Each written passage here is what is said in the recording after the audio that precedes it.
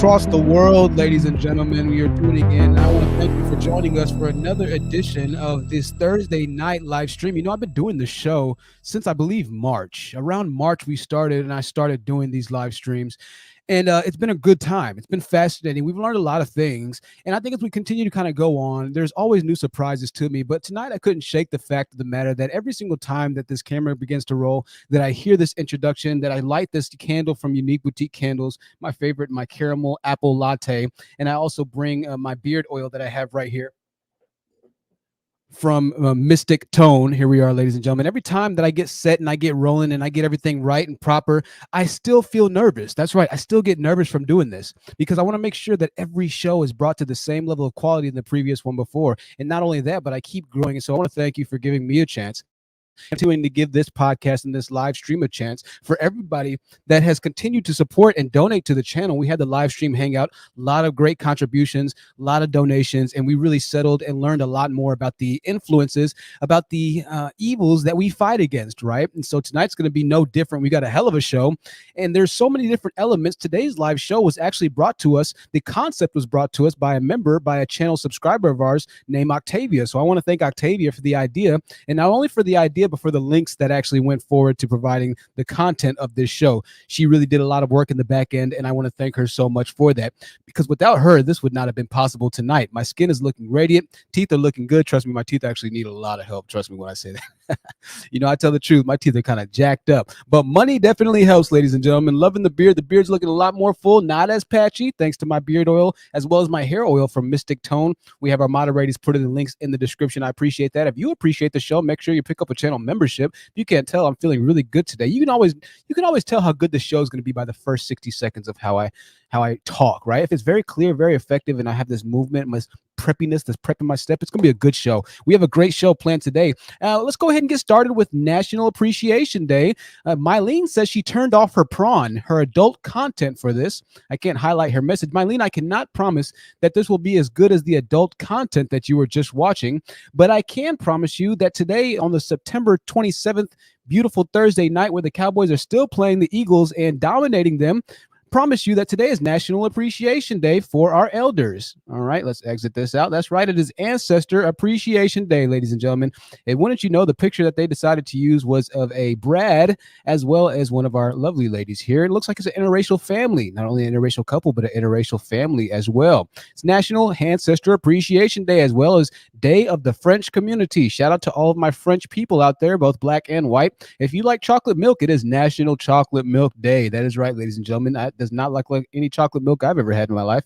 But if you have a chocolate milk that looks like that, let me know. It is National Crush Day. I thought that was crush as in the person that you like, but apparently it's environmental and civic duties. It's also National No Excuse Day. That's right. Going forward, make the change in your life, ladies and gentlemen, that's going to cause you to have the change in your life that you so desire. For you see, it is only you, and you are the greatest rescue in your own. You're the greatest participant in your own rescue, right? Let's get to some news. R. Kelly was convicted.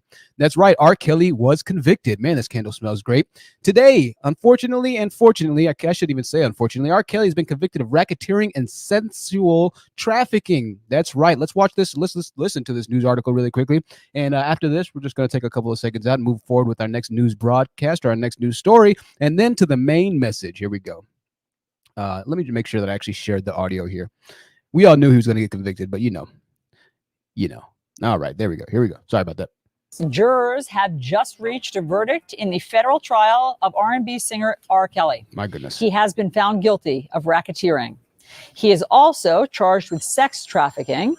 These are charges that could send him to prison for decades. And Ooh. CNN's Jean Casares has been following this case for us. We also have CNN legal analyst Ariba Martin. She is here with us also. Okay, Jean, this just happened. I know you are scrambling to figure out exactly what all of this means, as am I. So guilty on racketeering. She's having a tough hair day. And the Eastern District of New York, the courts just tweeted that out. So they are saying guilty of racketeering. There was one count of racketeering. There were four. All right. So we know R. Kelly's going to jail jail, ladies and gentlemen. If you listen to his music, I hate to inform you that he is going to be gone, ladies and gentlemen. So, yep, shout out to Octavia. Another one off of the streets, another one of the Manospheres, I feel like, father figures, because they preach about dating young women, which we're going to talk about today, as a matter of fact. One of the side notes of the topic of discussion today, which is the stunted mental development of these males, not men, that are predominantly roaming in the Black communities. Our next news story hails to us from Florida. There's a lot of things that go around that's crazy in Florida. Well, this Florida teen survived a shark attack after losing 70% of his blood. He says he feels pretty lucky. On the morning of August 7th, Lucas Cruz was celebrating his 15th birthday with his grandfather, mother, and other family members by searching for lobsters. That's an interesting way to go out on your birthday, but it sounds like a good family kid right here. Off the Florida Keys. I've been to the Florida Keys, ladies and gentlemen. An absolutely magnificently beautiful area and location in the United States. Florida Keys is stunning. Absolutely stunning. Well, this young man ran into a shark. He ran into a shark. He said then suddenly he felt something in the water pull or push him. Lucas had been bitten by a shark in both of his legs, an attack he survived after being pulled into the boat by his family. I kind of just bled out on the boat. He recalls it crossed my mind I was going to lose my leg. Luckily, I didn't. He had all cuts all the way down to his bone. Dr. Harris, Mirror, a surgeon and medical director at the burn, blah, blah, blah, blah, blah. There were actually teeth marks on the bones in his legs, 70% of his blood lost, and he survived. That is the resilience of the human body. Our last news story, that's right, Will and Jada Smith are back in the news, ladies and gentlemen. Will and Jada Smith are back in the news. Apparently, Will, and we had known about this for a while, but let's just pause this ad because I don't want to hear about that. Will says Jada Pinkett Smith wasn't the only one who had extramarital relationships, right? This is a very interesting story here. Apparently, Will and Jada Smith had been in an open relationship. So when they did their Red Table Talk issue, it confused Jada because she thought that the rest of the world knew about their open, example of marriage. Now, and the article goes on to say that they don't, really advise their type of relationship for anybody else. But in quotes, we have given each other trust and freedom, Will says, with the belief that everybody has to find their own way. And marriage for us can't be a prison, Will explained. Quote, and I don't suggest our road for anybody. I don't suggest this road for anybody. But the experiences that the freedoms that we've given one another are an unconditional support to me is the highest definition of love. So shout out to Will and Jada. Shout out to Will for correcting it and coming correct. I want to thank you and welcome you to today's topic, ladies and gentlemen. It's going to be a good one. And I'm excited. Peter Pan syndrome.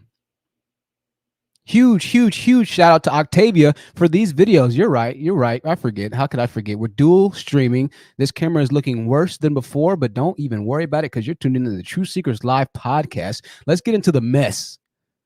Let's get into the mess, huh? Peter Pan. Peter Pan's a fictional character, right? A free-spirited, mischievous young boy who can fly, but never wants to grow up. Peter Pan literally quite translates to a lot of Black males and a lot of males who follow Kevin Scammers, a lot of men who follow the Manosphere, i.e. the messages of the preachings or the teachings that it's okay to date women. And we have videos of this admitting this, and this is going to shock you when we get to the video portions, but men who truly do believe in dating younger women as young as legally possible, as a matter of fact. That's right. We have videos of it all. I don't lie. I don't even lie about my own self to my detriment. I have to tell the truth.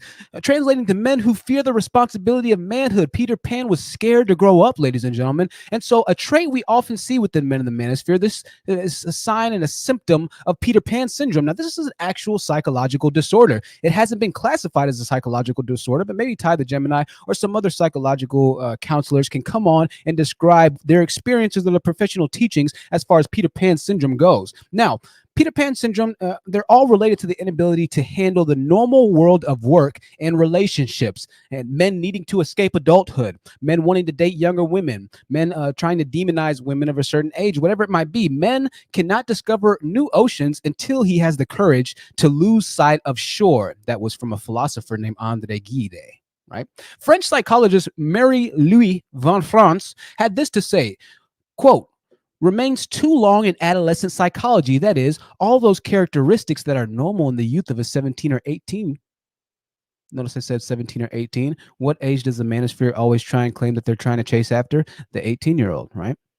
Just them saying this while trying to make it seem okay to date an 18-year-old is a sign of Peter Pan syndrome, a sign that a man has not fully developed into his manly responsibilities. Because the fact of the matter is, just as all of us know in general society, for any man above the age of 30 to be chasing after an 18-year-old girl, there has to be something psychologically wrong. which is no mystery as to why the manosphere has grown faster than the black manosphere has grown faster than the white manosphere. It's no secret and it's no mystery as to why the largest manosphere content creator, even though it was started by a white man, is now black, named Kevin Samuels. So this is very indicative of a deep-seated and a deep-rooted problem inside the minds of black men. But stick with me. We have some great videos. Stick with me, right? All those characteristics that are normal in the youth of a 17 or 18-year-old are continued later in life, coupled with most cases, or in most cases, to great dependence on the mother. The manospheric Peter Pan's emotional children are trapped inside of an adult body. We joke about the fact that most of these manospheric men are childlike, more childlike than they are manly, right? They cry, complain, they poke and make fun of people just like children do, right?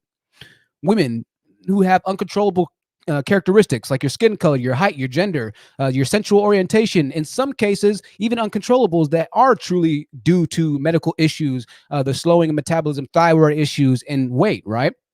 Right. Let's listen to a video here.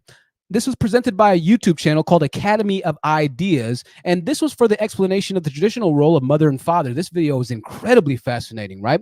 This actually dives into the role of the mother and the father, and a lot of times on this channel, I haven't dived or delved into the role of the mother as much as I really want to, because I'm not psychologically trained or collegiately trained in actually breaking down in certain aspects how mothers function and why mothers function. I just simply know the reason or some of the reasons behind why they do some of their functions. But you're going to get ready to hear in a second the psychological and analytical breakdown of why mothers do what they do. And this is fascinating. Before we get to our shocking videos, I just have to show this. We're going to play a couple of minutes.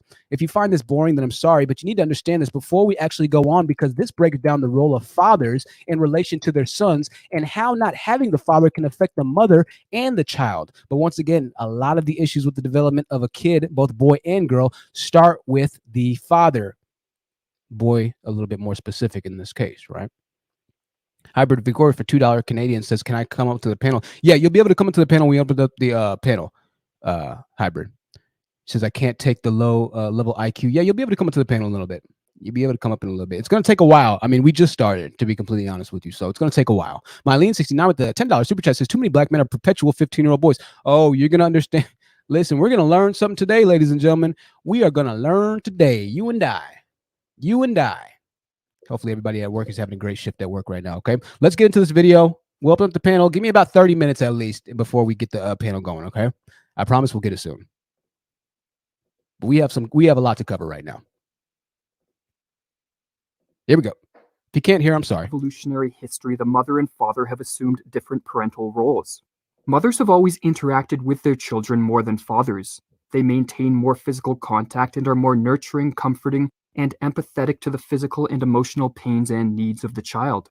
This extremely intimate and close relationship with the mother figure creates in the child a lasting emotional mark, or a highly resistant psychological bond psychologists call a mother complex. The child's experience of the mother, writes James Hollis, is internalized as a complex, an emotionally charged cluster of energy beyond the control of the ego. Fathers do not create the same bond of dependency with the child. Instead, their role has traditionally been to provide the developing child with resources and protection, but just as importantly, with guidance. More specifically, the role of the father has been to help the child break free from their bond of dependency with the mother, and so help him emerge into the world as an independent and functional adult. The role of the father, let's stop that here, ladies and gentlemen. The role of the father is to help break the emotional dependency on the mother, particularly with the boy, with the child, right?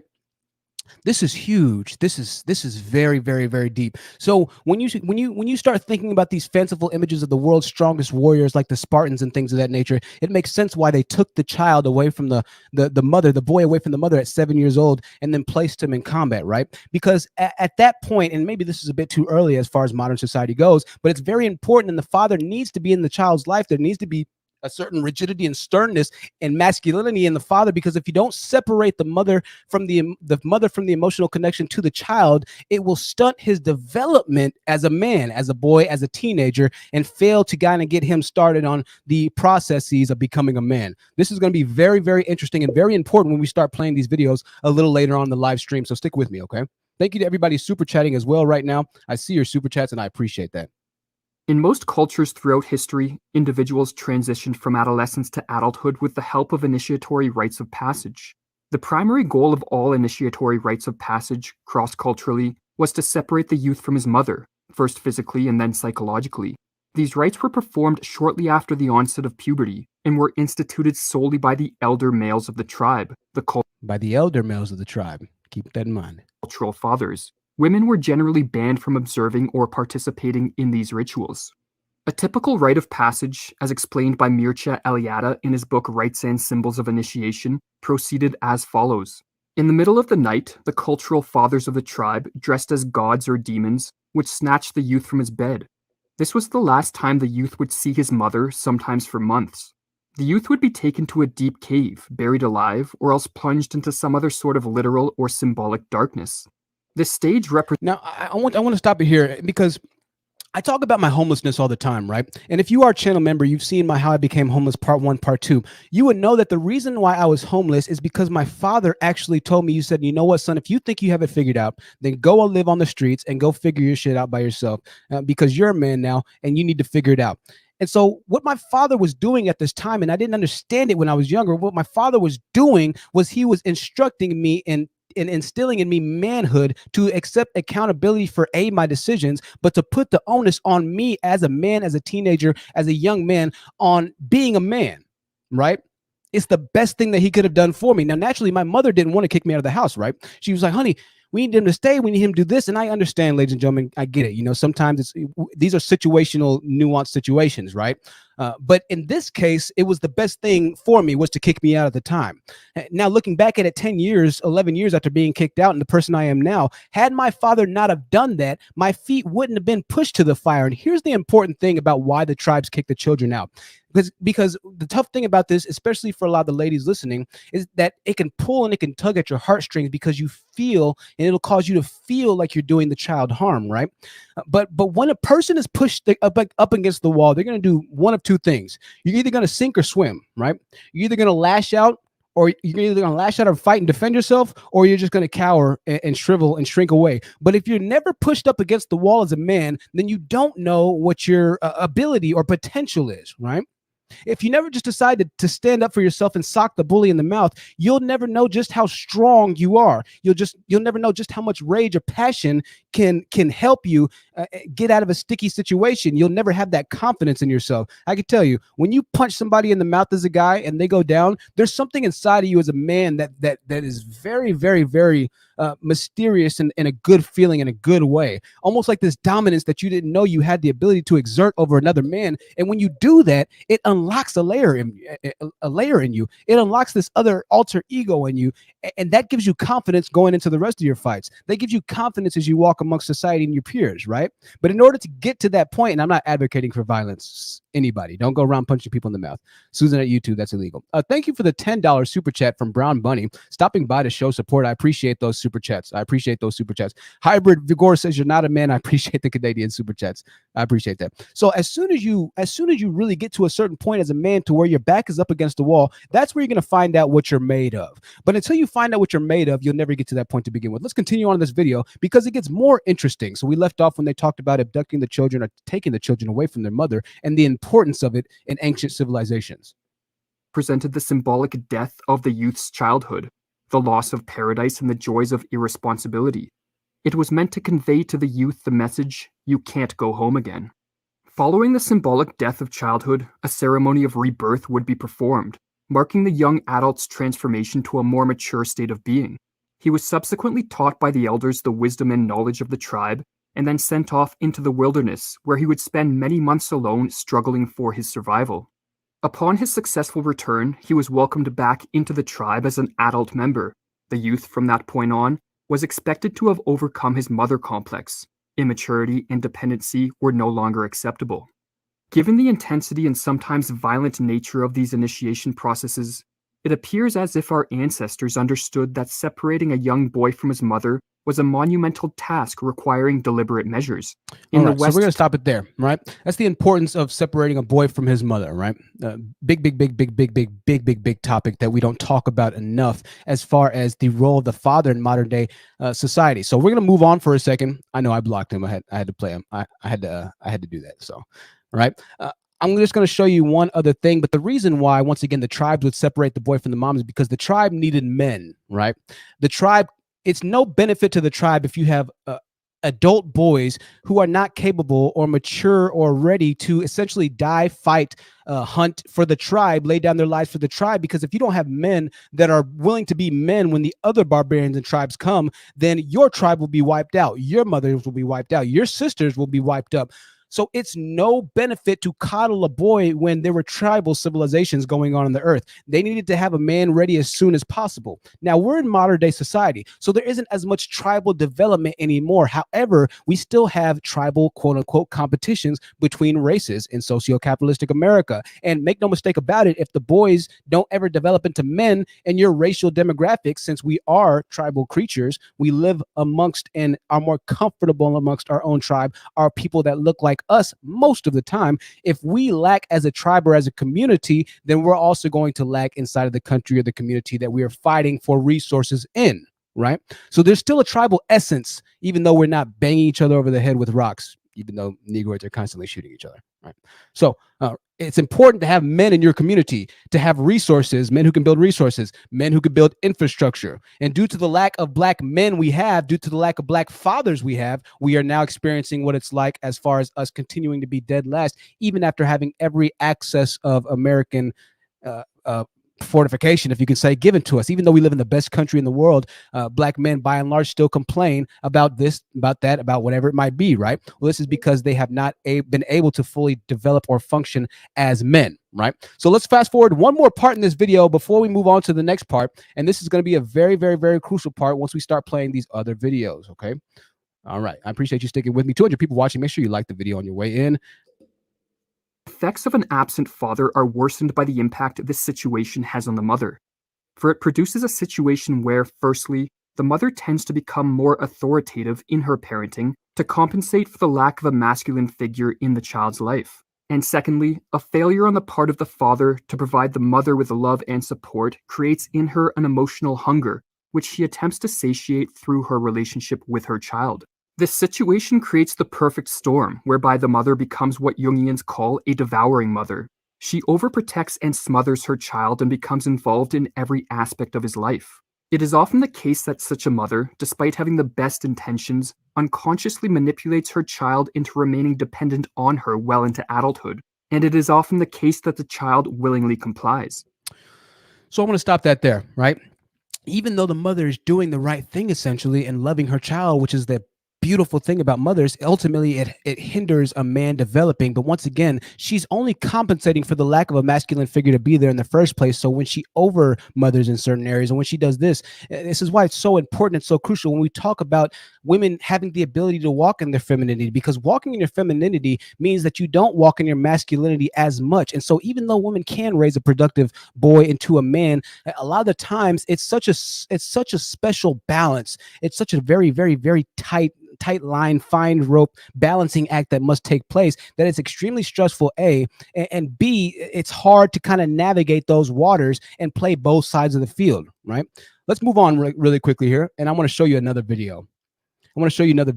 Now, I'm re-showing you this video here because it has to do with the coddling. A lot of you have already seen this video, so forgive me. It has to do with the coddling, and it's just about this young man who still is staying at home with his parents' house, in his parents' house right now. And we have to do a refresher on this before we go on to our next video, because it has a lot to do with what we're talking about. So once again, I hate to show it for like the 5th time, but we got to listen to this for all of our new people. You have to listen to this as well. 3 years ago, right? I was supposed to move out.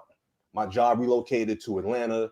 Whole bunch of things changed. I got jammed up completely with the economy, and I'm still with the fam right now. All right. It kills.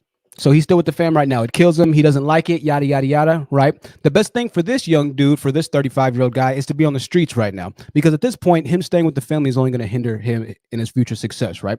Let's go ahead and go on to another video right here. This video was sent to me by Octavia. Now, this is fascinating because what we have right now are a new generation of men that are celebrating what you're getting ready to see on this Instagram video. Very interesting.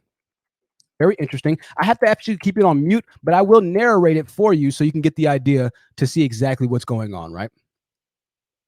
It says, my husband is always on the game. That's right. This is a husband. So I decided to make him a quick breakfast, right? About to feed him while he's on the game. He's probably playing Madden, right? She spoons full she puts the egg on the fork. He eats it. She puts the water bottle in his mouth. He drinks it. Just like a baby, right? She rubs his tummy and he's happy now. He gets to play and they're married. They have a great relationship, right? Now, this is obviously satirical. This is satire, right? But you need to be very, very, very cognizant of the ladies that are commenting, right? Stephanie says, need this in my life. Temper says, I feel that. Now, I would like to say this. Amon Berber says, is he a baby or something? This man can't feed himself, right? Somebody else says, what the heck did I just watch? Hey, says, get this man a chair. Grown man playing Fortnite. This is sad. He better not mess this up. He better not mess this relationship up. Let me see if he's a black dude.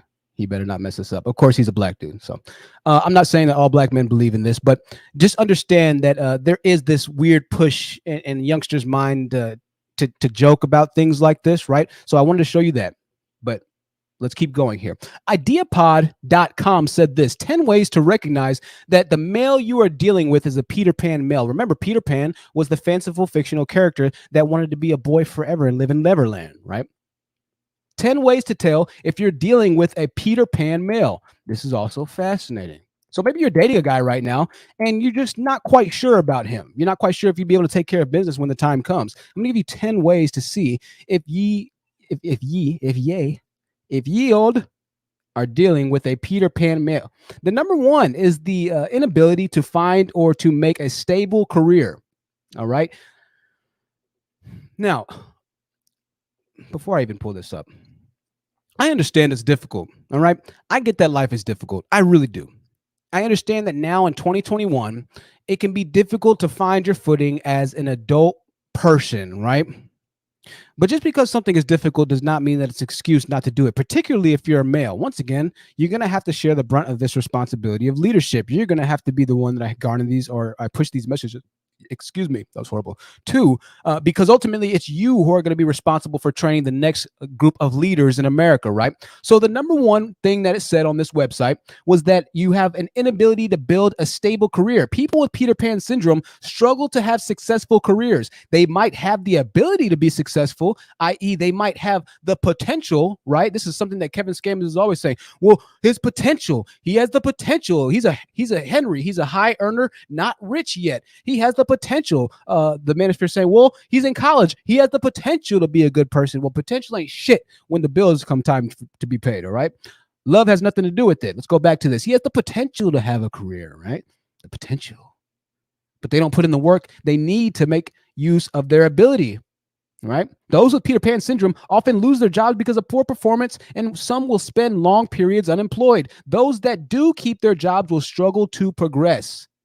This is another reason why women don't like the idea as much as the blue collar worker, because the idea of not progressing in a woman's mind is scary. And here's why.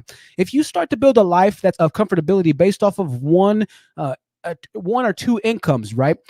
And a man starts to become comfortable with that, all of a sudden you start making bills and you start to somewhat make your value or make your norm of life based off of a certain value. But if an emergency happens, and this is the way that women's minds work, if emergency happens or a medical emergency happens, or you just have a severe repair that needs to be made in a timely manner that costs thousands upon thousands of dollars, stagnation now becomes your worst enemy, because you are comfortable at one point, but just like the 70% of Americans who don't have $1,000 in the bank for an emergency, all of a sudden now you have an issue, right? And so stagnation is a very, very, very prevalent indicator or indication of Peter Pan syndrome, because as a man, you should always be making sure that your next move is your best move. And if you're not moving forward, you're standing still. And if you're standing still in socio-capitalistic America due to inflation, you're actually moving backwards, right? So number one, right? Got Smoke came back. He created another account. I appreciate the $2 Canadian super chat. You're at $8 Canadian super chat now. So create another account. And if you make it to $20 Canadian super chat, I'll let you keep commenting without banning you. So keep on going. I appreciate that. Right? Very, very, very interesting here. Very interesting. Number two, shows a lack of financial responsibility. Now we could end the stream right here. Right? We could end the stream right here. We could say that black men are the lowest earning. We could say the black men are the lowest educated. We could say the black man, and we could do this until the cows come home. But once again, we're kind of revolving and we're moving past mental week that we did. That was mental live streams that we did, right? And I wanted to keep focusing on the mental side of these things so you could understand what goes on behind their acceptance of being average or their acceptance of being below average. Because as much as Kevin Scamios is going to say, oh, well, black men earn a median of $45,000 a year. They do this, they do that. It's offset by the fact that you have some black men who have made $1 billion a year. And so $1 billion in the collective spectrum, or $100 million, or all the athletes in the NFL, all the NBA players, that does offset it to some extent, to which probably not too much, right? But for the most part, even if he was making $45,000 a year, $40,000 or $45,000 a year ain't shit, right? A lack of financial responsibility. Let's read this really quickly. One of the reasons that careers are often unimportant to those with Peter Pan syndrome is that they can't be genuinely interested in the usual trappings of adult success. According to practical psychology expert Hack Spirit, men with Peter Pan syndrome are often immature and they don't pay their bills, i.e. they want 50-50, i.e. they want you to still submit and sell you their souls whilst acting for 50-50. You see, 50-50 in and out of itself is even a Peter Pan syndrome or an indication, because it says, hey, I'm not quite ready to do this on my own yet, and I want the help from you, and I desire the help from me, but I still want you to follow all of my ideas as far as what I see success to be. And if you don't follow my ideas on what I think success is, even though I don't have the success that would really lend itself over to demanding and actually achieving the success and getting your soul and getting your leadership, I still expect that because I'm Peter Pan and this is my Neverland. I want you to live in this Neverland with me, right? Let's go back to this really quickly. The idea of taking on a mortgage or putting money into a saving account is simply seen as dull or irrelevant, so they don't do it or plan for it. I would venture to ask, how many black men have a mortgage by themselves? By themselves, right? Let's go on to point 3 here. This is fascinating. They jump between jobs, hobbies, and interests. People with Peter Pan syndrome rarely stick for anything or with anything for very long. If they do manage to find some career success, they tend to get bored with their job and decide they want to do something else, whatever the consequences, right? And shout out to the young man who's living in Atlanta making a lot of money, right? Shout out to him. Huge respect for him. But this is something I identified with him. He said he's in Atlanta. He makes 6 figures, but he's living in a hotel right now because he doesn't know if he wants to stay in Atlanta. Henry Frick, shout out to you, Henry. He's donated, man, like a few $100s. So the dude's making money. But one of the issues that I kind of saw here is that he's not quite sure who he is. And that's what I told him. And I wasn't sure. I really wasn't able to tie it to Peter Pan syndrome. But one of the things about Peter Pan syndrome is, as a man, you're not sure about who or what you represent. So you're constantly fluctuating in between cities or hobbies, career paths, whatever it might be, because you just don't know where you want to find yourself in your particular place in the cosmos, right? Women will see that, and it's a very big turnoff because they'll see if your life isn't in control, if you don't control your own destiny, if you're not comfortable with where you're going, if you're just like a tree swaying back and forth in the wind, she's wondering when you're going to snap. She's wondering when you're going to break in half, right?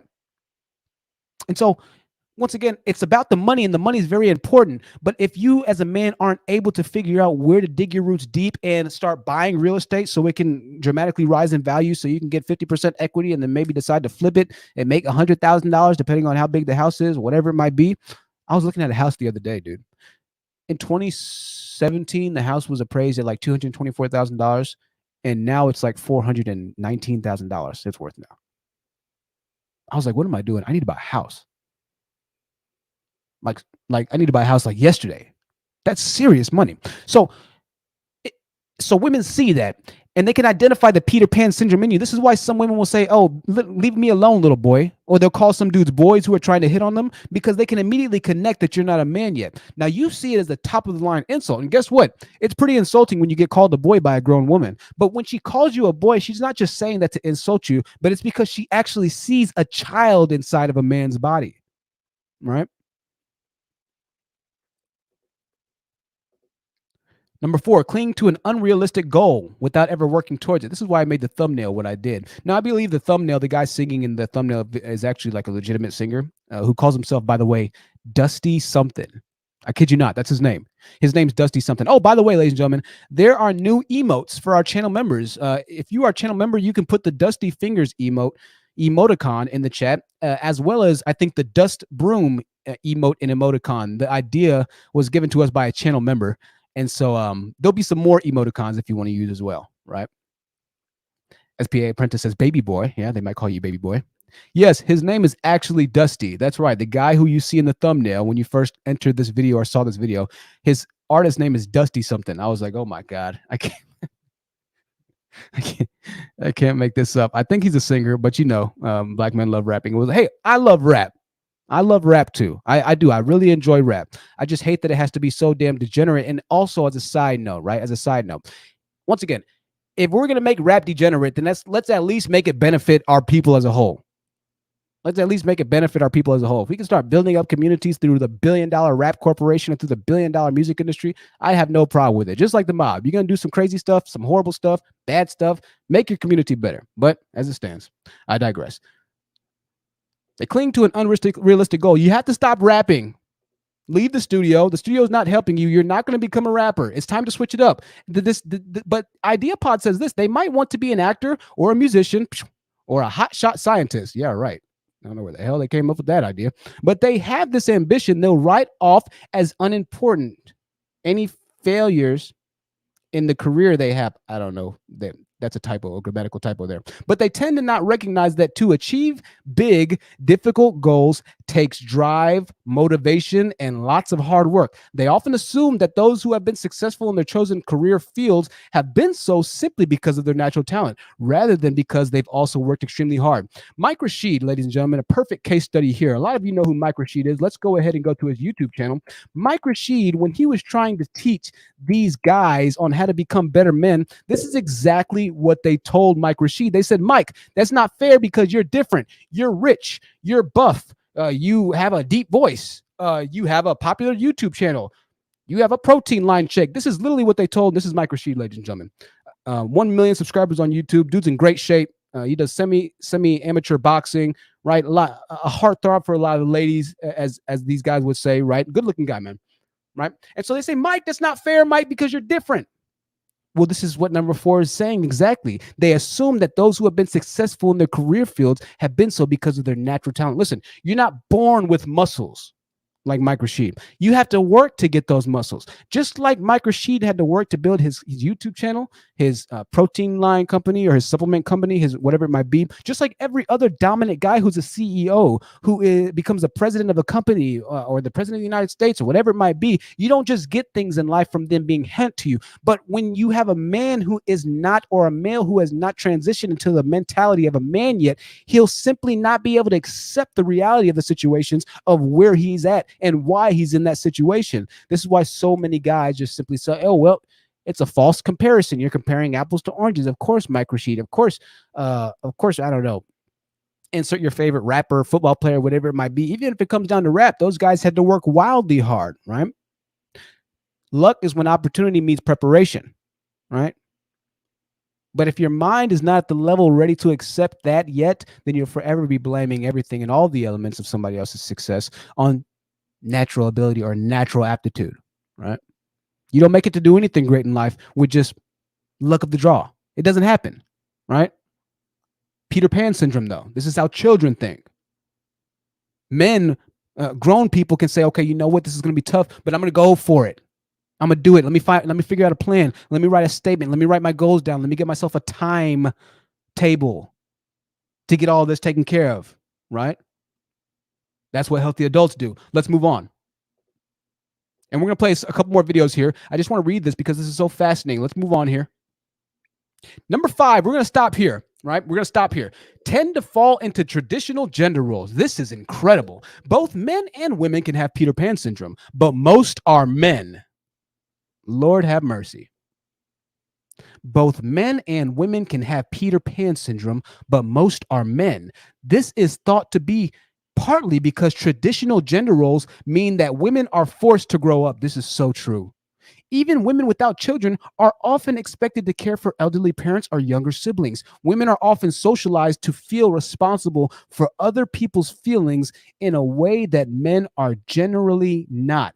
Men with Peter Pan syndrome who have female partners will usually leave most or all of the household work and childcare to their partner, especially if these partners are quote unquote alpha females. I don't know whatever the hell that means, right?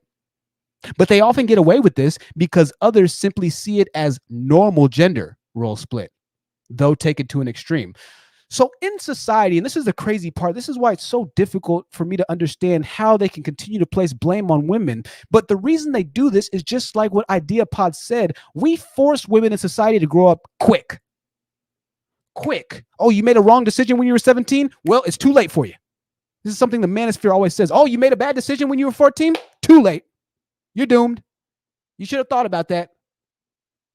They hold women accountable. They hold women's feet to the fire to such levels that no matter what the decision or mistake was at any point in your life, whether you were 8 years old or whether you were 98 years old, they hold women and they blame women for everything and every wrong choice that they do. But the second you bring up the wrong choices of a man, they have the hardest time accepting it. This is because society as a whole, once again, expects women to grow up at a much faster rate than boys. And we even say things like, oh, women mature faster than boys. So even saying something like that, it puts the onus on women to hey, you need to mature. You need to mature a little bit faster because you're a boy, right? It's funny. They place all the leadership roles on women, right? They place all the leadership roles on women, but then they still want to be seen as the leaders. They give women most of the responsibility.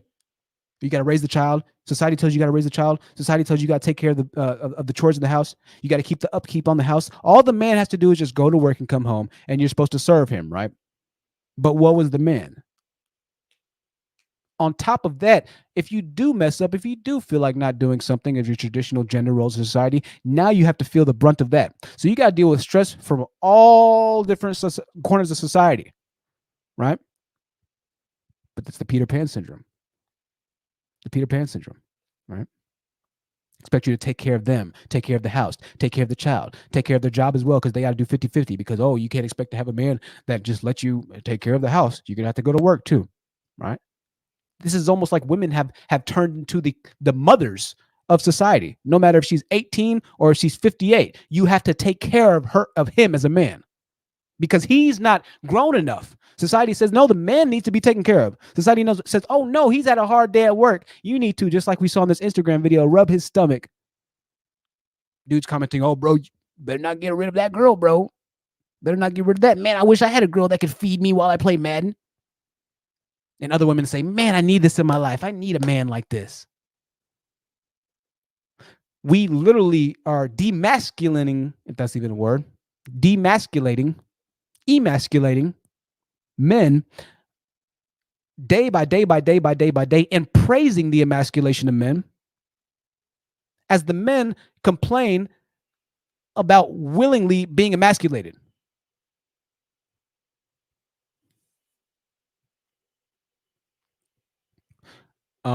This is heavy stuff. Peter Pan syndrome. Let's show a couple more videos. Let's move on. I'm going to stop that there. I want to show you something, right? Another aspect of Peter Pan syndrome. We talked about this before. I'll open the panel soon because I'm talking a lot, but I'll open the panel soon. Let me show you this video. This video is from a white Manosphere content creator because this does happen on both sides. But once again, the reason why Kevin Scambles is the largest Manosphere content creator, even though white men created this Manosphere almost a decade before black men even heard of it and ran with it, the reason why he's bigger than every other white Manosphere content creator is because there are more Peter Pan-minded men in the black community than there are in the white community. So even at this point, Kevin's starting to reach more white males than even the white Manosphere content creators are. Fascinating, i.e. my interview with Always Marco that we did on the live hangout stream. If you missed that, I did an interview with Marco, another YouTuber who is a Middle Easterner or an Arabic person. I forget. Forgive my ignorance, Marco, who's living in Canada. But he watches Kevin Scambles, right? He doesn't watch anybody else but Kevin Scambles. Let's watch this video. This man is going to tell you about why they like to date 18-year-olds, and what he says is something that just I couldn't even have said better. I couldn't have said better if I tried. I was like, did he really just say that? I said, did he really just say that? I think he really just said that. Watch this, ladies and gentlemen. Watch this. The name of this video is my number one dating secret to dating younger women, 18 through 29. 18. How old do you think this man is? For guys over 35 plus, it says. My number one dating secret to dating younger women age 18 to 29. He didn't say from 25 to 29. He didn't say from 20 to 29. 18. For guys over 35 plus. How old do you think this guy is? Let's play the video. Put how old you think he is in the description. In real life, it never happens. Okay. So what is my number one secret to dating younger women ages 18 to 29? That number one secret is mindset. Okay. Surprise, mindset. surprise. The number one secret to dating younger women is your mindset. This is hauntingly revolutionary. I said, wow, your mindset. Now, what he goes on to say is exactly what you're thinking. The way to date younger women is to change your mind. See, we're talking about the Peter Pan syndrome in males' minds, right? We all know why men go for younger women, right? It's because most of the time they're effing losers in real life. Most of the time they do not have enough economic resources necessary to carry on a normal adult relationship. But even now, they'll blatantly tell you, the Manosphere will blatantly tell you, this man has over 100,000 subscribers, I believe, and he's a Manosphere content creator, that in order to get with young women, you need to understand and change your mindset up, because you thinking as a 35-year-old man isn't going to work for an 18-year-old girl. This is crazy, man. Let's continue this. Predatory behavior. Absolutely crazy. Right? It's your mindset. That is the number one secret, because a lot of you guys who cannot date women even just 5-10 years younger than you, the thing that's stopping you is your mindset. Okay? Your mindset is in the wrong place. Your mindset is telling you that you're too old. Your mindset is telling you that you're past your prime. Your mindset is telling you that this girl is your daughter's age. You can't date her. She could be your daughter. That is the number one thing that is stopping you, is your mindset. Okay? The difference between your mindset and my mindset is my mindset doesn't think that way. What 18-year-old do you think is honestly going to sit there in this guy's car and do anything? What 18, 19, 20, even 25, 26-year-old is going to willingly sit down in this guy's car and be willing to be seen through the streets or in the streets with him? Most women are going to be embarrassed to be sitting with a guy like this. This guy's easily 41, 42, if not 43 or 44 years old, right? We spoke about the delusion of the men in the Manosphere, but know and understand that this is where Black men have picked up their teachings and have pushed them to become the mainstream narrative online within the Black Manosphere community. They call themselves the Black Manosphere, and this is where they get their teachings from. The minority of other races, in this case Latino and white men, who were incels, who are or who were having a hard time competing with men of their race, right? And so Black men have found these teachings and have embraced them full on, because they said, oh, you know what? This applies to me so much more. Now, when you start to apply the message of the Manosphere with the inadequacies of you as a man, and you start to really observe and see the trend of how Black men fail to develop through having actual father figures, how they are mentally stunted, how most of the time when you talk to the majority of Black males, it feels like you're having a conversation with a child, then it makes sense why the Black Manosphere has been able to grow at a explosive rate in comparison to the white Manosphere. It's because the Black men, by and large, have much more issues as a collective with their minds. Right? This is pimp talk, as JoJo1 is saying. This is pimp talk. They would go for 16-year-old girls if it was legal. Absolutely correct. Absolutely. A guy even told me that I forget which live stream we were doing. I think it was the Manosphere live stream. Somebody said in the chat, well, oh, it's legal. The age of consent is actually 16. I said, okay, cool, great. So what are we saying now? 16's okay now? Mind you, let me remind you again, which continent do you think that the lowest recorded age of consent is in? Just take a wild guess.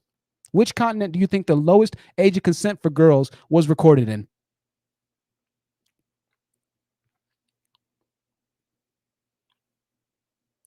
Take a wild guess. Africa. Why do you think the black manosphere is able to grow so much quicker than the white manosphere?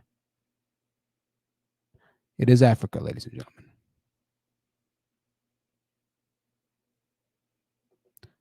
Africa, Africa, Africa. It all makes sense when you look at it from an analytical standpoint. But if you don't really look into it and really try and figure out what's going on behind this entire thing, yeah, there you go, passport bros. You really don't think about this from a certain lens or break it down from a certain lens. It seems so light on the outside. But when you really start breaking it down, it's like, oh, this makes sense. This is why they love it, right? This is why they love it. Now the white manosphere wants nothing to do with the black manosphere, because the white manosphere is like, nigga, we not like y'all. We own stuff. We've lost stuff in custody battles. That's why we're upset. Most of y'all don't have any businesses to lose something by.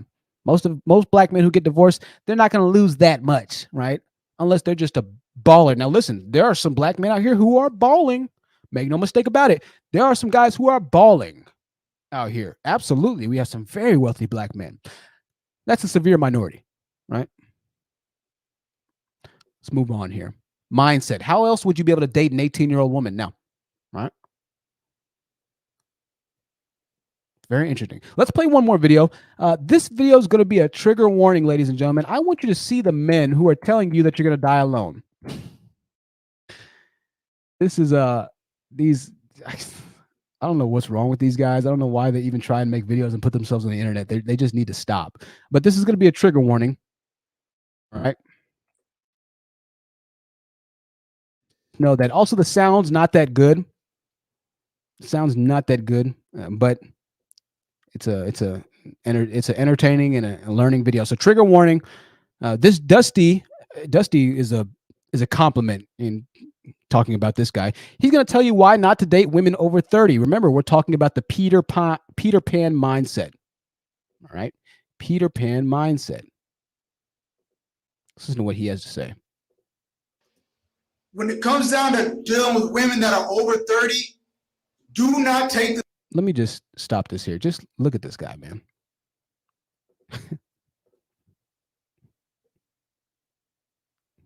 And I know that obviously, once again, looks, beauty's in the eye of the beholder.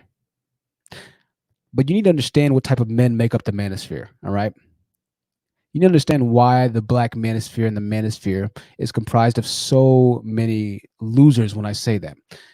I mean this in every fiber of the word. These guys have serious issues, right? They're not all there, right? Once again, we're following up the discussion on mental health. This is why we're talking about the Peter Pan syndrome, mental stunted development, right? When you watch this guy speak, when you listen to his mannerism, when you watch him, he almost looks like a word in the chat right now, right? All right, let's go back to him. Them seriously. What I mean by that, you can fool around with them. You can have casual fun with them. But as far as like dating them long term, don't do it. It's really not worth it. You ever heard the saying, she's too old to mold? Well, it's true. A lot of these women that are over 30, they're stuck in their ways. A lot of these women that are over 30, they're very manipulative. They've been doing it all throughout their 20s. So they're really, really good at manipulating men. A lot of them, like I said, they don't really want to submit.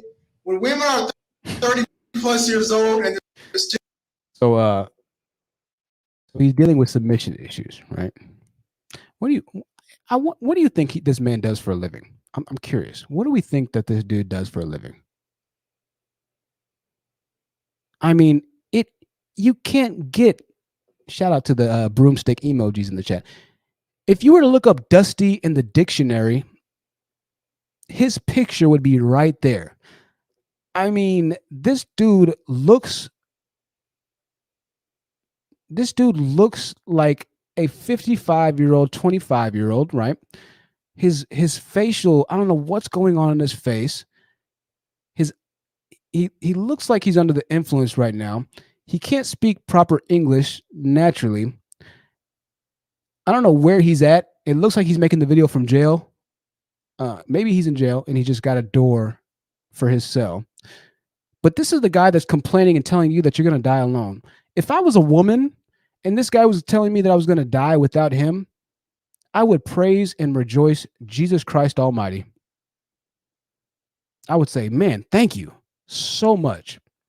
If my options were dying alone in the most painful death possible and then expecting or being expected to marry a man like this, I would pick the most painful death possible 1,000 times in a row before I ever subjected my life to a dude like this. Gee, women gonna die alone. You guys don't even understand. You saying that is bringing peace and therapeutic release to women. Y'all niggas are insane. You look insane, and then you're actually insane on top of that. Pick a struggle, bro. You can't look like an insane person and then actually be insane as well. If you look good, maybe you can be insane. If you're insane, or if you don't look good, you can't be crazy at the same point.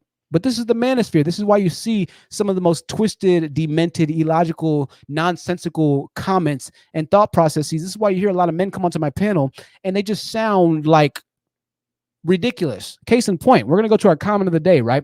This comment of the day is brought to us by a gentleman named Destructor of Humanity. I can't make this up. His name is Destructor of Humanity. And I'm going to read to you what Destructor of Humanity thinks about, I don't know, about, I guess, a video that I made. If he even has the ability to think. I don't know what's going on. I don't know what these guys are. All right. Mr. Destructor here. Let me see if I can find his comment. I don't even know where his comment's at. I screenshotted it somewhere. All right, here we go. I found it. This is the type of men who are in the manosphere. Once again, we're speaking about mental health, ladies and gentlemen. And I'm not trying to make fun of men like this, but you need to understand who the manosphere is comprised of. So if you're a woman and you're listening and you're really following the advice of Kevin Scamios, you need to understand that these are the type of men that support and follow him. Winners and bosses don't follow Kevin Scamios. There's no need to. Comment of the day. You're just in time. Destructor of Humanity says this: if I have no value, then so be it. I don't care because I never asked to be born and I don't owe anybody anything. And he looks eerily close to the young man that we just got done playing a video of, right? Looks a little off in the mind, head tilted at a weird angle. We're talking about mental health, ladies and gentlemen. Just the name alone, Destructor of Humanity, is a ping to me that something is a little off in his thought process, right? Who would name themselves Destructor of Humanity? Yet lo and behold, he found himself on my channel. The reason he found myself on my channel is because of that hashtag Kevin Scamios hashtag you see in the description that's in blue right under the video title, right? The reason he found my channel is because the taglines I use are the content creators that he frequents on YouTube. So that's how he found this channel. These are the guys that are telling you to submit to them. There's something very wrong with them. We're talking about Peter Pan today, but this is mental health week, I guess you could say, on this channel. These dudes are insane, ladies and gentlemen. If you watch Kevin Scamios and you're actually needing or wanting to get some type of guidance, then you need to understand that these are the men who are telling you that you need to follow Kevin Scamios. You need to understand that Kevin Scamios is this type of man as well. Kevin's insane, all right? This is the reason why he can't hold down any relationships, right? Talking about mental health, talking about Peter Pan syndrome. Any man that names himself Destructor of Humanity thinks like an impetulant child. No adult thinks like that. Save Book for the $10 super chat says, for support, I appreciate that. for support. I appreciate all the super chats and donations. Ladies and gentlemen, if you want to support this channel, then you are more than free to do so. I appreciate that. It helps me out so much with so many different aspects of life, as well as increasing the channel and the channel's value and content. I'm going to get a camera swivel or a swing arm soon. So I saw one on Amazon for $300. Pretty much what happens is you put the camera on this little contraption and it slowly slides. So in a bit, you'll see, and I'll kind of, hold on a second. I'm going to use it with the second camera here. All right.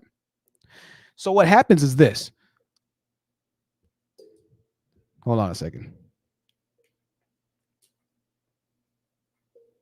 Oh my gosh. All right. So this is an example, right? If I had this swivel, what happens, it'll swing very, very, very, very, very, very, very slowly as I'm talking. And this is a terrible example of it, right? As I'm talking, it'll swing and then it'll stop at a point and then it'll go right back and keep on swinging very slowly. This is trash, dude. Absolute trash. But you get my point, right? You get my point. Actually, that's probably the worst way to represent what a swivel arm does. So I'll place a video sometime to show you exactly what it is. Trash. True Seekers in Motion. There you go, Queen Mercy. You got it. Yeah, that was pretty bad, huh? That was pretty bad. $5 super chat from Diadra Gardner. I'm sorry, D.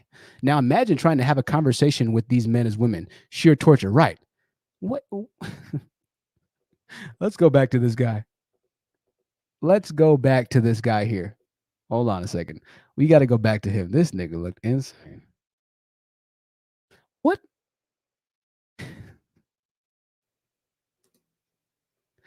What do you think the conversation would truly be like with you talking with a guy like this? Imagine this guy being upset that you decided not to give him some that night. He's doing the dusty fingers himself. Watch. He does it. There it goes. The dusty fingers.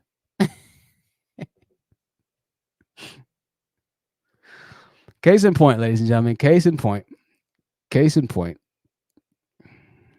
All right. I don't know. I'm taking off the screen. I'm sorry. I made you dizzy and I made you sick to your stomachs now, right? 50-50, another example of Peter Pan relationships, expecting everything, expecting to be taken care of, telling you that you need to be able to understand that in modern day society, you have to do 50-50 because the rest of the relationships are 50-50. 70% of women can't be without a 50-50 relationship. And because it's so expensive to live nowadays, as a man, I can't do it by myself. I need your help, but you still got to follow me 50-50. Another indication of Peter Pan syndrome. You're not ready to take care of yourself as a man. So in what world do you think that you have the ability to lead or guide a woman? We're going to open up the panel, ladies and gentlemen. I hope that you've enjoyed the live stream so far. 309 people watching. If you know a Peter Pan, if you have dated a Peter Pan man or a male, a boy in a boy in an adult body, I want to hear your story. Let me know about the Peter Pan experience that you had. A grown-ass male who didn't want to grow up, who felt like he wasn't ready yet. Maybe you dated a man who still lived with his parent or his mom after age 30. I want to hear your stories. Let's open up the panel. You've made it to that point. All right. There's the link. Hop on up. We're going to keep it short like we always do. Share your Peter Pan story. There we go. We're going to keep it short like we always do. Once again, this is being brought to you by our channel sponsors, Instagram.com/Mystic Tone, as well as Jazzi Wet Lips. You can find those links in the channel description or in the video description if you want to shop with our affiliated sponsors. Hopefully with this merch thing going down soon, I'm in contact with one of our channel members and I'm really excited about that. So hopefully we get that coming on soon, as well as Unique Boutique Candles, which is what you see being lit right here, adding a nice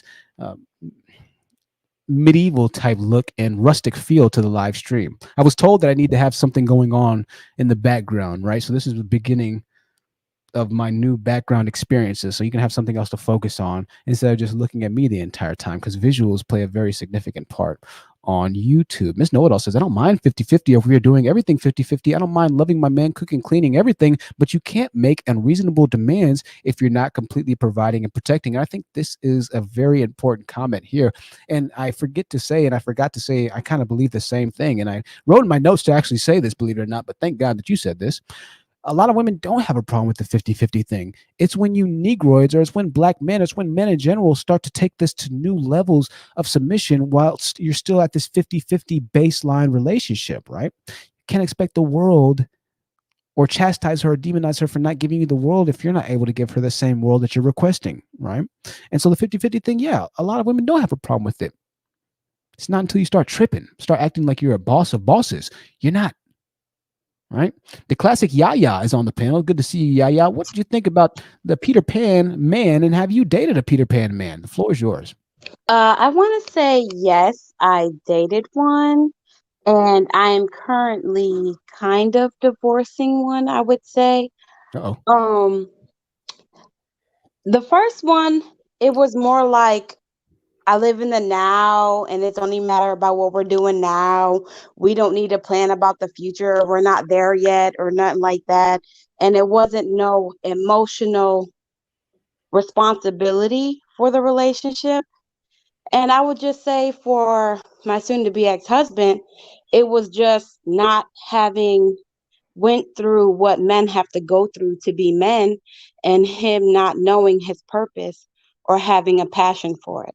So I would say yes, I have had 2 relationships in my life, and they were both Peter Pan syndrome, I would say.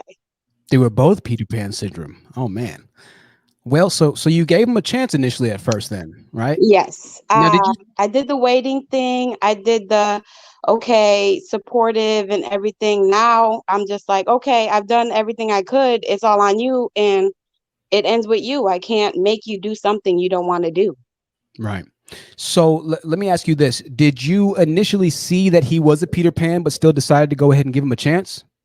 No, I didn't even know what that was. I thought he was just like me, trying to figure out what adulthood was and trying to figure out life through, making decisions. But whenever we got to the foundational part, or talking about how to solidify our finances, standing on a budget, what the next goal was, it was always like, yeah, you do that. Or no, we're not doing that because we don't need to think about that right now. It was always like that. It was always a resistance towards leadership and taking responsibility for us as a couple, I would say. Well, I appreciate you sharing that, classic Yaya. So you're leaving one right now, and hopefully you'll be done with them, or you're divorcing one right now. Hopefully you'll be done with them. Listen, I wish you the best. Stay on the panel. You're more than welcome to. We'll have a couple more people join us. You're actually the only one on the panel right now. So I'm going to keep on talking, but thank you for sharing. Lemonade says the hook is great in bed. That's the hook. Apparently, a lot of you have experiences with these Peter Pan men, and they are good in bed, but great for nothing else. As a comment read that we just had a couple of seconds ago, Themis and Thought, or Themis and Thought, I've heard it's could be pronunciated as well, is in the building, ladies and gentlemen, fellow content creator. I appreciate him for joining us. Had a great live stream the other day, actually. I believe is a record live stream, longer than even our record live stream, which is 6.5 hours. And it was really fun being there. It's good to see you again, Themis. Make sure you check out his channel, ladies and gentlemen. Great live stream. And I believe he made it members only. And so if you want to check out the live stream that I was on, about 2 hours, I want to say, in 25 or 40 something odd minutes in, you buy a membership on the Themis and Thoth channel and check it out. Sweet Cynic for the $10 super chat is going to invest in straight jackets and get rich off of these dusty dudes. Yeah, definitely. Go ahead. I think that's a worthwhile investment. We'll see how it goes. We'll read a couple more comments. We have W that just joined us on the live stream panel. W just joined us. We'll see if she has a story about a Peter Pan man. Let's see. W, welcome to the live stream. It's good to see you, my dear. Did you have a story of a Peter Pan relationship? What did you want to share? Yes, I do. And I have to say, with that experience, that person or a few people, they lack ambition. And they wanted to have everything. Like, they wanted to have everything. They wanted me to be very submissive to them. They wanted me to do X, Y, and Z. And they wanted me to be like this. They wanted me to do wifey duties, but they don't want to take the responsibilities to provide for me, have a career, and just and also provide security. They didn't want to do what they are supposed to do as men, to be able to be mature and provide the resources that they are supposed to. So they lacked ambition. They complained a lot. They were they were just so stagnant, and they complain about a lot. They complain about the government this, the government that, or white supremacy this, and everything else. And it's like, dude, like, are you kidding me? Like, we are past the so we're past slavery already. There's plenty of opportunities that you can do now, and you're still making complaints. So yeah. Well, I appreciate you sharing that experience, W. I hope it gets better for you. And thank you for sharing once again. Your favorite, and I can't read the rest of the username right now, but your favorite, I can't read the rest. Is it pharmacist, your favorite? Yes, hon, it's your favorite pharmacist. How you doing tonight, hon? Oh, awesome. I'm doing great, my dear. How are you this evening? All right. You look very handsome tonight. Well, thank you. You look like you as well. I appreciate that. I love compliments. Thank you. Everybody likes compliments, so thank you. Yeah, nothing wrong with that. Yeah, so I love what the young lady said right before me. Like, we were having a debate the other night, about relationships and who, men are wrong, women are wrong. And it was just impossible. And the women were on board with the man about how is the government fault, white supremacy. Yeah, and I just could not believe, first of all, that, like the young lady said, we're still thinking like that in a stagnant mindset. And two, how many women were going with it. So I cut him short. I'm like, okay, yada, yada. Okay, let's get to the short of it. What are we going to do to move forward? Right. And they're like, well, until the system change, it's like, screw it. And then he wanted to blame women for being wrong because we control the culture. And so until we change, then the culture won't change. And I'm like, dude, like, y'all, the men supposed to be the foundation. He's like, no. Women control the culture. I'm just, at this point. Yeah. It's kind of, that's a really good point, right? I'm careful, but maybe we'll speak and at some point or another have a live stream where we start to address the women that do once again coddle. And I think this is, and thank you for sharing that, a very, very, very important factor in the Peter Pan man. And remember earlier in the video, the first portion of the live stream, it broke down how women can end up having a very substantial role in making or continuing the growth or the devolve or de-evolution of a man into a Peter Pan, infinitely long-minded man, right? Because they think that they're supporting their man, right? And so it's a very challenging thing. They think that by marching the street for Black Lives Matter and marching for Black men for police brutality, they think that it's a good thing. And it is a good thing, essentially, at its core, right? But the bigger issue is that when you continue to fight or march for men, you take the onus of responsibility of them fighting for themselves out of the equation, which in their minds, it relegates them to a position of, hey, well, they got our backs. So we know that that everything's going to be okay because they got our backs and they see what's going on. So our women have got our backs. So, hey, why can't y'all get our backs as well, white people? You see that Black women are acknowledging that we're getting killed. You see that everybody else acknowledges we're getting killed. So white police officers, you need to acknowledge too. And in reality, that's not how movers and shakers operate inside of America. If you want something to change, if a man wants a job done, the old adage says to do it yourself. Because if you do it yourself, you're going to ensure that the action, the appropriate measures are taken to make sure or to ensure that said job gets accomplished. And when other people are constantly fighting your own battles, you never once again figure out just how much power, like I said earlier in the stream, your own fists have as a man. You'll never know what you got behind you when you're pushed to your limits because you're constantly having somebody else in front of the bully that's in front of you, right? That's very detrimental to a man. Very detrimental. Right. And I mean, that's an excellent point as well, as you said. I mean, at this point, I honestly feel, because I'm a bottom line type of person, right or wrong, bottom line. And it's, as women, it's nothing else we can do. The men are what they are. And I believe there are a lot of pick-me's as women because we think, it stemmed from slavery. We didn't want our sons taken away. We didn't want our husbands, our brothers taken away. So I think that stemmed from slavery, where we see men that are supposed to be our mates. We see them as our brothers, our husbands, our sons that are being taken away. And that's two totally different dynamics. So that's why we have so many pick-me's. But at this point in the game, like the only thing that's going to change is unless women, we cut the crap with them and get that standard. Stop giving men what y'all want, and have some kind of don't let men control the culture. Like that guy said, we do control the culture because we're mothers, we're women, but do it in a way where it forces men to have to wake up and do right. Otherwise, it's just not going to happen. Everyone is comfortable. And the only reason why we're comfortable in doing what we want to do, with the men, is because we're women. We want the love, and we're very hopeful creatures. We are filled with hope. And we always think it's going to turn around. Whereas men, y'all don't really see it that way. Are more into opportunities.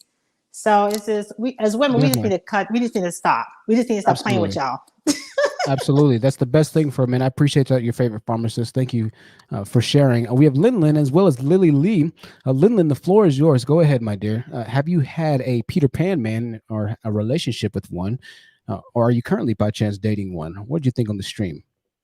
Heck no, I'm not currently dating one, but I have stories for days, tales of the one and only Dusty that I ever dated.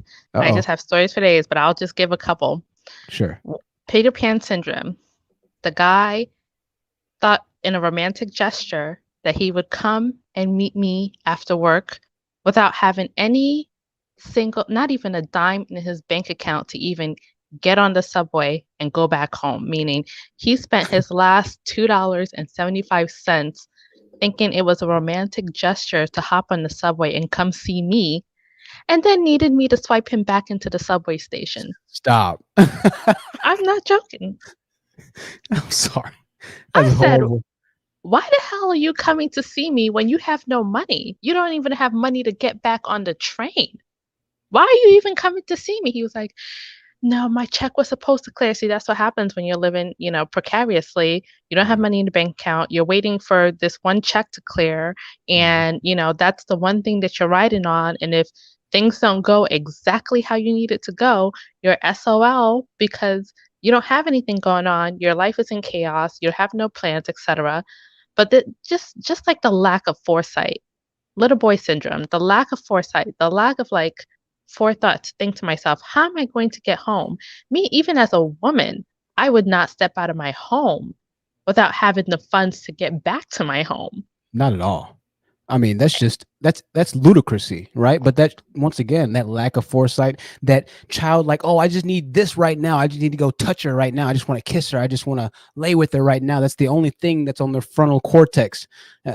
It just completely envelops their entire thought process. And then, hey, I'll worry about this afterwards. I'll just put this out of my mind, out of my thought process, getting home. We'll worry about that after. We just need to get over here right now. And it's like, exactly. That doesn't translate very well when it comes down to relationships. Zach, stay focused is here. Lin, I'll let you kind of finish up and wrap it up here, and then we're gonna go to Zach right after you, Lin. So, okay, Lin. Oh no, you can go to Zach. You can go to Zach. Okay, Lin, I appreciate you. Zach, is this you, the Zach that called? Oh man, I thought that he just hopped down. I thought it was the Zach that called 5 months ago who gave us this classic live stream. I don't know if that's him, but I think that's him. For our channel OGs, you'll know the Zach I'm talking about. I think he just joined, but he left. Yeah, Zach is back. I wish that he stayed. My God, you talk about entertainment. That dude is hilarious. That's him. All right, Zach, stay focused. Listen, Zach, I'll consider paying you, man, if you come back. I'll consider it. I probably won't, but I'll consider it. Well, Lin, I'm glad you got away from him. That's just wild. Lily Lee, the floor is yours, Lily Lee. Have you dated a Peter Pan? And if so, what did you do to get away from him? Or are you with a Peter Pan right now? Well, hello. Hi. I'm not with a Peter Pan right now, only because I've learned my lesson, so I would never waste my time like that. But I was married before. Okay. And I got Was divorced. he a Peter Pan? He was more of, I want to get control through abuse. So I feel like it's worse than a Peter Pan because that's like extremely unsafe. But basically, I don't feel like I was raised to know what to look for in a man, really. So I was just kind of winging it. And then after him, I thought, you know, I got it figured out. And then when I did talk to a guy after that, he was definitely a Peter Pan. Like, he didn't say he wanted to do 50-50, but his job was not adequate enough to provide anything serious. So essentially, it would have to be a 50-50 because, I mean, he's broke. And he wanted to control all the while doing what he wanted to do. Well, it sounds like that would be more of a 80-20 if he was broke, right? That means that you'd be taking care of most of the bills, right? Absolutely, because I already had a house at this point. I What? already had my life together and he didn't.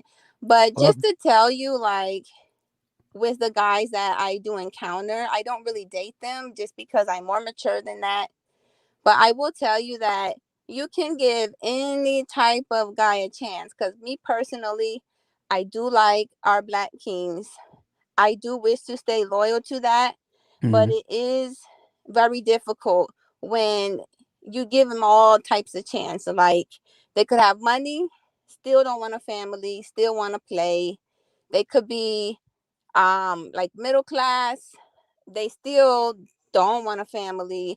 You could even give someone with no money a chance, and then you basically like become their mom because they have nothing. So what are you gonna do? Not pay for things because they don't have it? And I just feel like it's always like you say, you're damned if you do, you're damned if you don't. Because even if you mold yourself into whatever the manosphere says, they're gonna find a way to say you're still not good enough. Now, Lily, you have some pushback in the chat right now, ladies. Let's try and be, let's be understanding. Apparently, some of the ladies are upset that you said king, and so as you go back to read the chat, just keep that in mind. I know we have divested ladies, and we have a lot of different personal emotions and feelings on this topic, ladies and gentlemen, because this is a very sensitive topic, right? We all feel very differently. So, Lily, I appreciate that, and I think it's good you look at Black men in an upstanding way. I appreciate that as a Black man who has the potential, I feel like, to be somebody who could be a great person and a great influencer at some point in my life. I think that could, that the king title is a good thing to hear, right? Unfortunately, I don't know if most Black males fit that title, and so I would just kind of caution to go into every situation with the leg forward or the foot forward, stepping into it, assuming that he's a king, right? Because kings, there's only one king in a kingdom, right? The rest of the people are servants, or maybe not servants, but less of the people. There were less of a king, right? So there's only one king. There's not that many kings, but I do appreciate you still having had bad situations, and I think that speaks to your maturity, being able to see the best in Black males. So I love that. I like that. Just a hint of caution for you, but I do like that, Lily. So thank you so much, and a great comment there. I hope it works out. She's got her life together. Already has a house. Best of luck to you, my dear. Dennis and Thos with a $10 super chat says, not Kang, JK. Yeah, I appreciate it. Subject. Thank you, Dimitri. That's the word I was looking for. The rest of them are subjects. Thank y'all. Peasantry. I was lacking in my medieval terminology there. Shiming says her Peter Pan was not a king, please. Oh, Shiming, be nice. All right, here we go. Lily Lee, try not to take it to heart, my dear. It could be tough on the live stream panel, trust me. D Mitch, I think this is your first time here, right? I know. Let's be courteous, ladies and gentlemen, right? Let's not turn into the very entities that we so despise. D Mitch, it's good to see you. I don't know if I've seen you before. What did you think about the Peter Pan man? Are you a man yourself, though? I'm not sure. But by your username, it sounds like you might be a guy. Go ahead and unmute yourself. Sorry about that. Yes, I am a male. I'm a male. Okay. Have you called in already before, D Mitch? No. Okay, cool. So what did you think about this discussion? Have you been listening to the entire live stream, or are you just now getting here and kind of trying to figure out what it's all about? Well, I sit there, I listen to some of the live stream, whatever, and I could stand there, sit there and say, I seen some of the Peter Pan syndrome, and it's mostly like drug dealer type of guys or whatever, the ones with their tattoos on their stuff, I mean, on their necks and their bodies and stuff like that, and it's mostly them. They're mostly the ones I see that quote unquote the dusties and depending on women and stuff like that. They're the ones I mostly see. So when they sit there and say a certain type, they're the ones I mostly see that's quote unquote living off of women, or them the ones. Okay. So you say that they exist. You know that they exist, but they're mostly just the drug dealer type guys for the most part. Yeah. Okay. Yeah, and mostly them the ones that had multiple baby moms, is that and the third and stuff like that. Like one of my friends, whatever, he's locked up or whatever. He's 45 with 8 kids. So I mean, and with 4 baby mamas, and his son is in jail doing robbery for 20 years. So I mean, come on. Yeah. I think that's a tragic situation, and I think you'd be right about that. It definitely sounds like there's some Peter Pan syndrome going on over there, right? So let's ask a couple of questions about yourself. Are you a follower of the Manosphere, or how long have you been following this channel? Do you follow Kevin Samuels, or where do you lie in this whole cosmos of our section of YouTube? What do you believe in? I mean, I'm pretty much middle of the road. I mean, I think both sides got both valid arguments, and it's going to take some type of concession from both sides to get some type of agreement. Okay, so about you, where do you lie? Are you in a relationship right now? Currently I'm not. I'm trying to refocus on going back to school and stuff like that for my CDL. So okay, I ain't really got time for that. CDL's good, man. You can do well doing CDL. So we've heard. We have a couple of guys who are CDL truckers on this channel, and they call in every once in a while. So you can do very well at that, right? Now, how old are you? I'm 43. You're 43. All right. Yeah. All right. Are you in the South? No, I'm in the North. I'm in the Mid-Atlantic. Mid-Atlantic. Okay. So 43 Mid-Atlantic. No kids yet, or do you have children? I have 2 kids. I have an 18-year-old girl, and I have a 2-year-old boy. 18 and a 2-year-old boy? Yeah. Nice, man. So are they the same lady or 2 different ladies?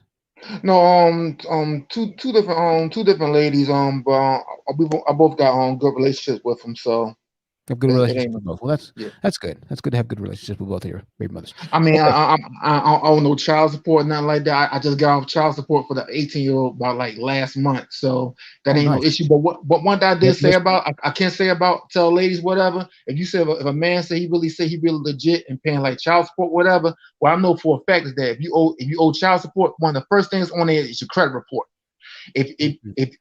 If you're afraid to show that credit report, something the matter. I'm telling you, that's the first thing that's on that credit report is that motherfucking child support before your credit cards.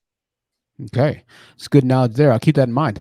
So your 18-year-old's grown now, and you have the 2-year-old. So are they in the same state as you, or are they close to you? Yes, okay. They're all in the same city. So you're getting ready to get your CDL. What do you do for work right now? Is it warehouse work, I assume?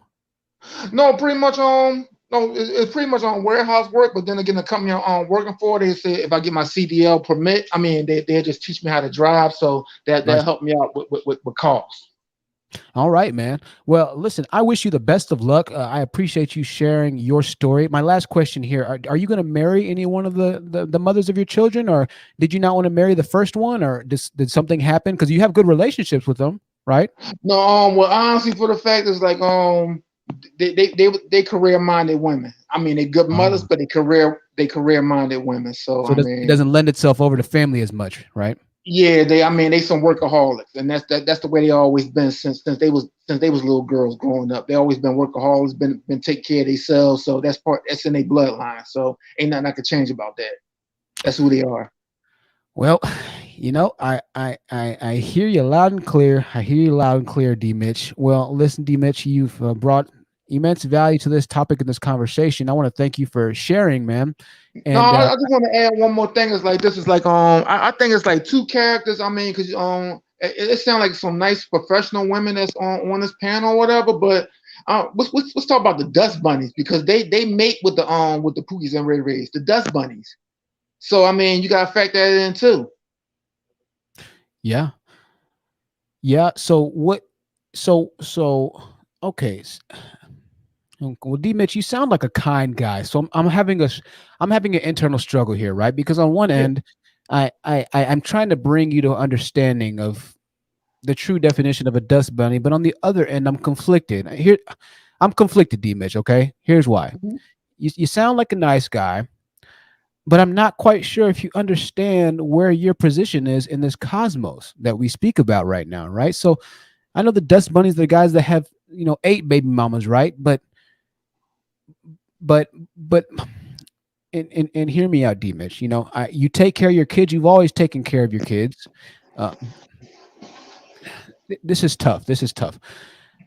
I don't want to. I don't want to shame you for taking care of your children because I think that that's honorable, right? I think that it's a problem, and here's where the problem lies, D Mitch. Uh, you start to kind of turn into the man that we talk about if we're not too careful, right? So you have 2 baby mothers already. You're 43 years old. You haven't Mhm. married any of them. You're not educated, which there's nothing wrong. You sound like a smart guy. You sound very I mean, intelligent, right? on educated. What you say about that? I mean, when they say about educated wise, what you mean about that? Right. So you sound like a smart guy. I mean, like a formal education is what I mean. So your baby mothers, you said they're career women. Did they go to Yeah. college? I assume. Yes, they both. Yeah, they both college educated.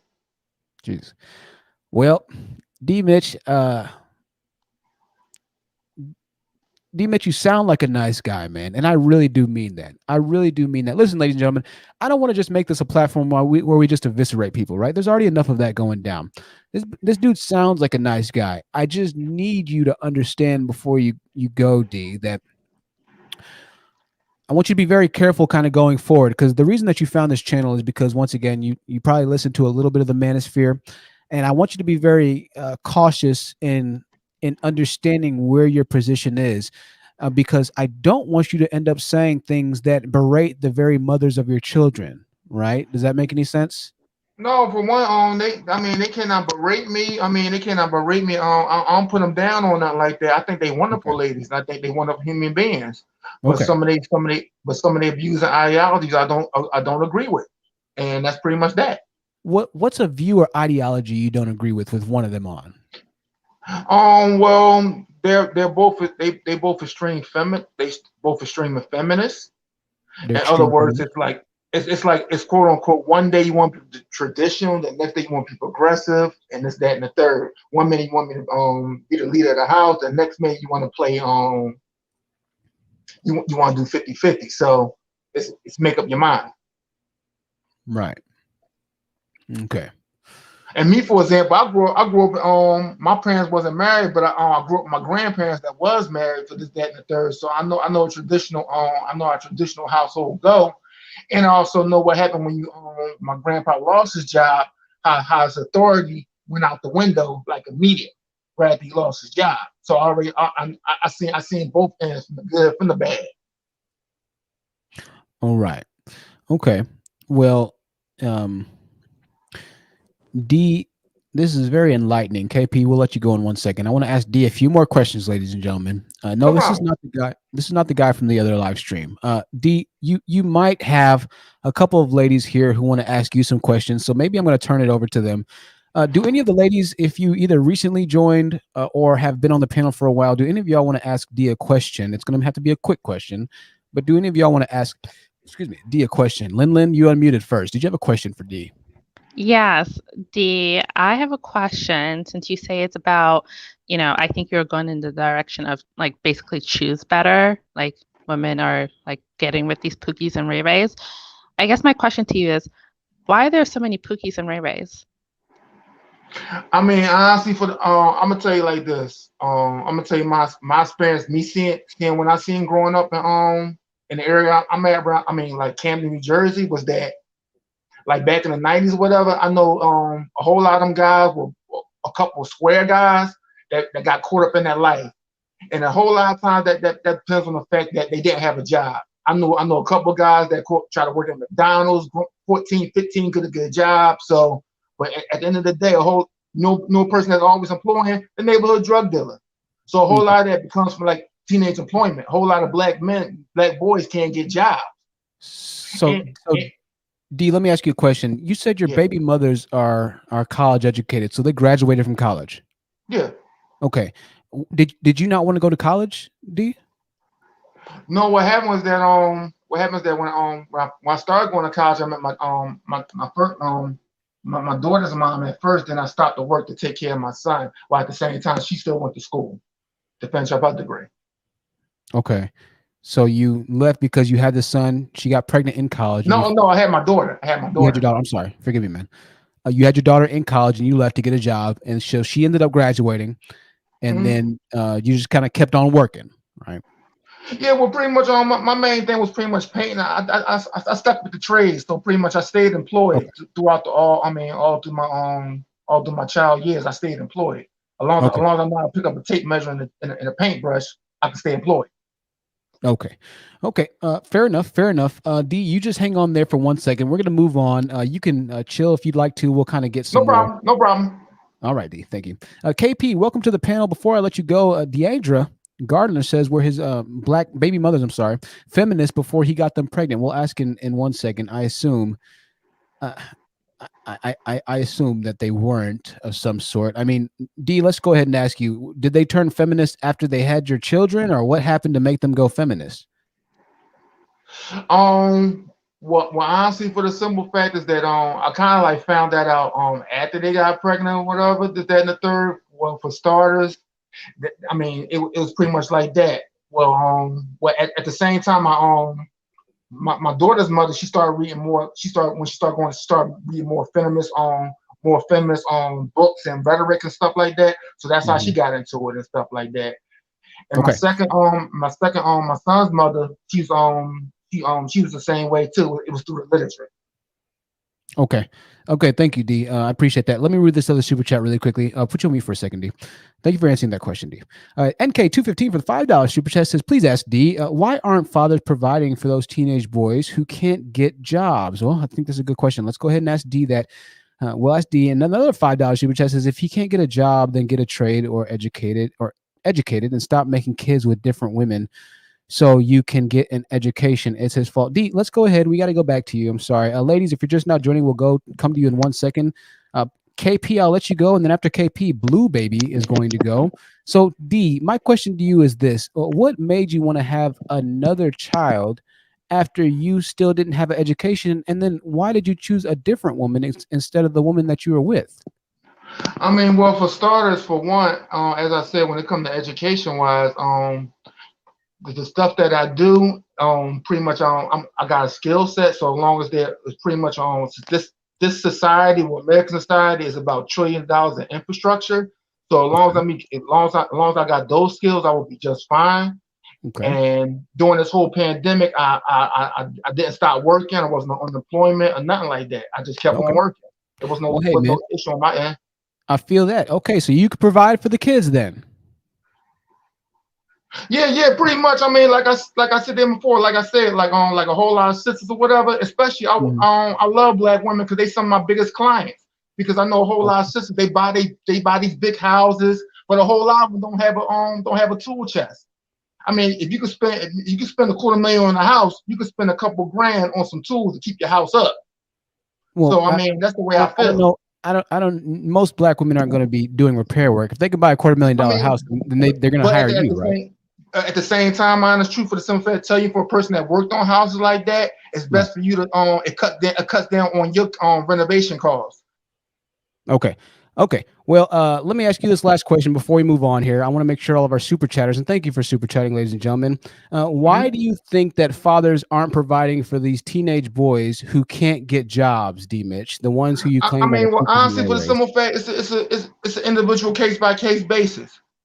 All cases ain't the same. Some of the dads rolled out. Some of the dads get alienated. Some of the dads in jail. It's a case by case basis. All right. Okay. Well, thank you, D. We're going to go ahead and stay there for a second, brother. I'm sure we'll have some more questions for you. Let's go to KP. KP, the floor is yours. Have you met a Peter Pan man? Are you currently dating one? Or what did you think about the current discussion? What did you want to input? And we will have a 45-second time limit around there. KP, you can unmute yourself. The floor is yours. Oops, sorry. Go ahead, KP. You can unmute yourself. We keep playing. There you go. Hi, how are you, first of all? Can you hear I'm me? good, KP. How are you? I'm doing I hear pretty you good. perfectly, my dear.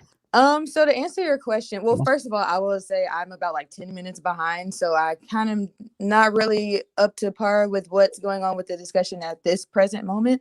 Sure. But I will say, to answer your question, yes, my dad actually was one of those Peter Pan men, and I brought it to his attention, and when he got it, it clicked. But I wanted to add a point to your discussion about Peter Pan syndrome, with Black men a lot of times calling themselves kings and not having worked for a kingdom or actually established a kingdom. It's a very childish sentiment to have about themselves, because it's like you didn't do anything, or you don't have much of anything, but then you say you're a king and then you call each other kings to just make each other feel good. It's kind of like, how do you get that without having to work for it? Because kings back in the day actually built a kingdom and established something and had subjects to rule over, Absolutely. And more than that, the burden of leadership on a king is so immense. There's so many different aspects that you really have to be mindful of. I mean, you had to be wise. You had to be a warrior most of the time to make it to king status in ancient civilizations. You had to be willing to fight and die in most cases. Like I said, be a warrior to be able to even make it to that. You had to be seen as a leader. You had to be intelligent. You had to know psychological warfare. You had to be able to pick apart people and see whether or not somebody was going to betray you in your own camp. I mean, you had to be really just a sharp, alpha, dominant person in all aspects to make a really good king. And there's just not that many people that could even qualify to begin with. So I think that that's a great point there. I appreciate that input. I'll let you kind of catch up, and we're going to keep on with the discussion here. But thank you, KP. Thank you. Thank you. Blue Baby, the floor is yours, Blue Baby. I have not seen you on here before. And so what did you want to add to this discussion? Or did you have a question for D. Mitch? One of the two. Go ahead. Hi, I don't have a question for him. I kind of pretty much know how he thinks just by listening to him. He's a guy that I done met and heard of like 1,000 times already. But I'm going to say to everybody, hi, I guess. And as far as kings are concerned, one thing about kings is that they value marriage, which is something that Black men don't do. So I don't know how they can call themselves kings, because kings would make it a point to be married, even if it was just for political reasons, because there's more to marriage than just, oh, well, I can get pussy anywhere. That's what Black men love to say. And another thing about kings is that kings would have like female slaves, and he would also have a wife. And, that probably to the average Black man would blow his mind. Why, if I have all this pussy from, servants that have to give it to me, why would I want to marry a woman? Language, oh, okay. please. Sexual access. Okay. Right. So obviously there's a point to having a wife, even if you have access to all of that, servant, sex. And that's another thing that they don't understand. There's more to a woman than just, oh, what can she do for me in the bedroom? Thank you, Blue Baby. I appreciate that. Thank you. Some good points there. We're going to go ahead and go with Tavia. Tavia, the floor is yours. Good to see you again, my dear. Hey, so plot twist. I'm Octavia. Oh, that makes so much more sense. Well, thank you, Octavia. I want all the smoke. Yeah, so I just wanted to make that known. And I also wanted to say to the ladies and gentlemen in the chat, there's no delineation, there's no line of demarcation, there's no difference between a Pookie and Ray Ray and an educated lame. You see, I've been in corporate environments where dudes claim, hey, I'm trying to save up money so I could buy a house, but they're 40 years old or older.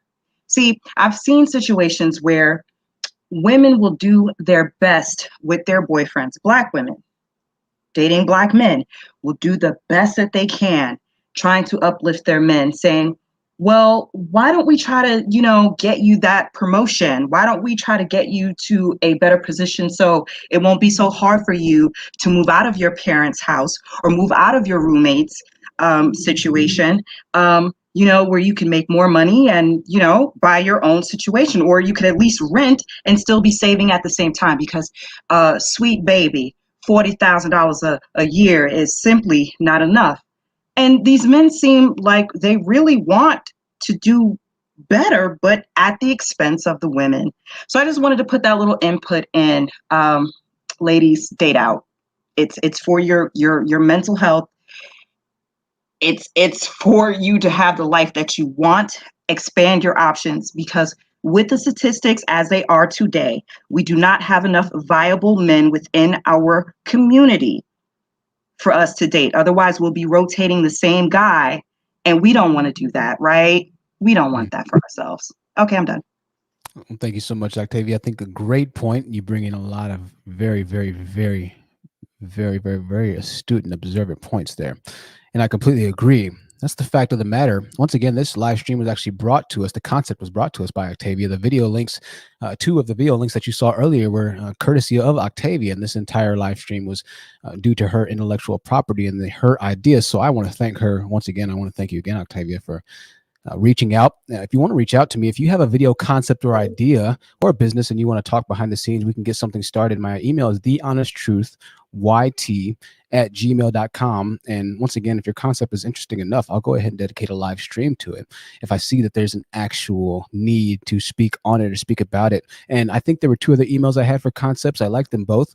Coming up here in a little bit, we're going to have more members only videos. Part 3 to the How I Became Homeless is going to be for the members of this channel. To become a member of this channel, click that $sign, aka the super chat button, and $3.99 will give you uninhibited access to the members only videos. There's a playlist on the community tab. So once you have that $3.99 purchase, go over to the community tab on my channel, youtube.com/thehonestTruth, and find the members playlist. You'll see it with some animations and it'll say members playlist. And you can watch the members only videos. We have more of those coming up here in a little bit.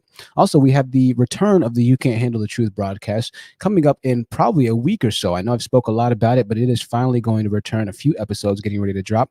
So be on the look out for that. Aside from that, we're gonna have some more pre-recorded videos coming up, and they're gonna be longer. We'll premiere them, so it'll be like kind of like in a live chat format. And a lot of the ideas you send me, ladies and gentlemen, I'll have in a pre-recorded video. So even if I don't make it into a full-fledged live, I probably will make a short video addressing it as far as it relates to a lot of the topics of conversation that we have here on this channel. So shout out to everybody that's been supporting the channel. Shout out to all the channel members. Shout out to you for donating, and shout out to you for watching right now. You could be watching the replay of the football game that was premiered, the Dallas Cowboys versus the Philadelphia Eagles, ancient age-old rivalry, but instead you are joining us on this lovely Thursday night, broadcasting from the Dallas area in Texas.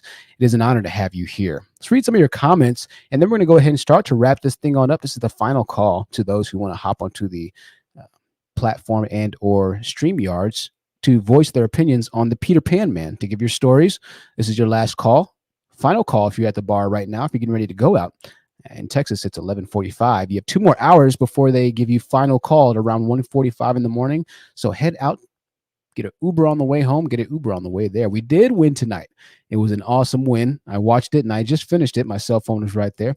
Good to see y'all there. Some of y'all are going to sleep. If you're going to sleep, I want to thank you once again. If you're at work, 10 jumping jacks. You can get through it. I promise you can. You know, I worked at Amazon warehouse overnight, and 75% of people don't make it a month in the Amazon warehouse, right? I made it 7 months, or maybe 8 months. I can't remember. I made it longer than 93% of people that work at Amazon, right? The way I made it through it, because I put and told in my mind that eventually it's got to end. I'm not going to be here all night, right? And so your mind is a powerful tool, ladies and gentlemen. You can overcome or achieve whatever you set to achieve. Don't let your mind be your own weapon that fights the hardest against you. You control your mind. You control your body. That'll help you get through the hell or the hellish situations that you might experience. A couple of the comments, Princess Pie says, we don't want these dusties, period. I hear you. I hear you. She says, we don't want the dusties. Smart Cookie says, we have to stop helping them. Absolutely. We have to stop creating the Peter Pan. Let the men fail. Let them find out how to correct their failures. That's what makes a good man a man. All right. Caramel Baby says, he's one. I'm not sure what that's. I think you may be talking about D-Mitch there, right? Let's see. Let's see what else y'all have to say. Sis Soldier says, good point. A lot of women brought the bag to the throne. It's all about the Benjamin's baby. I think she was following on what Octavia said there, or maybe it was what Blue Baby said there. Interesting point. Interesting point. Hey, Truth, can I say something? Sure, go ahead. We'll go ahead and do final words. Since I haven't done final words in a while, we'll do final words really quickly, ladies and gentlemen. After this, 40 seconds of your final words, then we're going to wrap this thing on up and close this thing on out, all right? Go ahead to Classic Yaya. I just wanted to say I did not know how much I was aiding him in the Peter Pan syndrome. And not only that, when I was trying to figure out other ways or figure out if I was crazy, I was talking to other Black women in my community, and they just kept saying, well, you make the appointments for him, you help him do this, you help motivate him to do that, you do the work that he needs to do to help him. And I was seen as a bad wife because I was like, I'm not going to be being his mom when he's a grown man. So I do want to say that we are perpetuating the Peter Pan syndrome because we feel that we have to take care of these men in a way that is actually detrimental to them and us in society. Absolutely. Thank you to Classic Yaya. I appreciate that, your input. And yeah, I think that's one of the biggest takeaways to take from this message tonight. That when you think that you're helping, you might actually be contributing towards that male's failures, that male's lack of development, both cognitively and in some cases even physically, right? Because your brain controls the hormones that are produced to help your body develop into a man-like structure. And so there's even research suggesting that if you don't properly develop mentally, that can stunt your physical growth. Very, very, very interesting. Very interesting studies that are out there. We won't get that deep today, but possibly in the future. The Classic Yaya, I'm going to take you down, my dear. You have a great rest of your evening, and we'll see you on the next one, okay? All right, that was a classic. Yeah. We'll go with W. W, your final words, my dear, of the evening. Thank you for joining us. Thank you. So Black women, stay on code. Black women on code. Protect your mental health. And if you are not being provided for and cared for, then just go. Okay, there is other people that are willing to embrace you and embrace everything that you have to offer. And if you find out that you are consistently being betrayed and you are not being loved in your community, i.e., Black men, then it's time to go elsewhere, time to divest and go where you are celebrated, not just tolerated, but celebrated, loved for, and that's that. Protect your mental health and your loved one. Absolutely. Absolutely. That's it right there. That's it right there. A lot of the times when we speak about this, right? But divestment doesn't necessarily mean going to a white man or Hispanic man. It simply means going where you are appreciated. That's something that the Pink Pill coined, right? As far as the divestment goes, just go where you're appreciated. Whatever race of man that happens to be, if he appreciates you, then stay there. Shout out to the Pink Pill for constantly supporting this channel and for making a brief return. I think she made an upload or a live stream today that's about 30 minutes long. So check that out, the Pink Pill on YouTube. Lin, your final words of the evening. Good to see you again, Lin, like always. Good to see you too, Truth. Final words. If you're housing a dusty, put their stuff in 3 trash bags and put it on the street the next time they leave the house. If you're paying a dusty's bills, log into your account and take your credit card off. Be a hero. Be a heroine. Cut off a dusty today. That should be a t-shirt right there. Lin, you said that. The classic outro line. I like that a lot. You're both saving yourself and he as well, inadvertently and directly. Very, very, very good last words, Lin. We'll see you on the next one. It's always good to have you here, Lin. Lin has a unique voice. It sounds like a professional broadcaster type voice. And so I like listening to Lin speak. It's very interesting. Lily Lee, the floor is yours, Lily Lee, for your last words of the evening. Yes. So I would like to just say, I understand that everyone doesn't have the same beliefs, but personally, I do believe in God. So I think for me, my mindset on kings and kingdomship is a little different. I know that the Bible does tell us that we are heirs to the kingdom. That would make us kings. That would make all of us, rulers over something. I do believe it's great qualities to have this mindset. So, I mean, I do get where people could think of kings in a negative way based on what we were taught. But I do feel that we do have men in our community that are very strong, that do have their stuff together, that are trying. And I feel like it's a big world. So sometimes we only see our city, but I do still have hope in our community.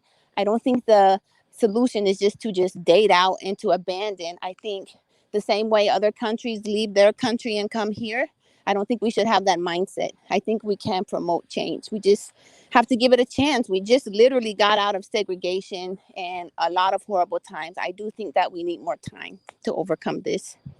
Sure.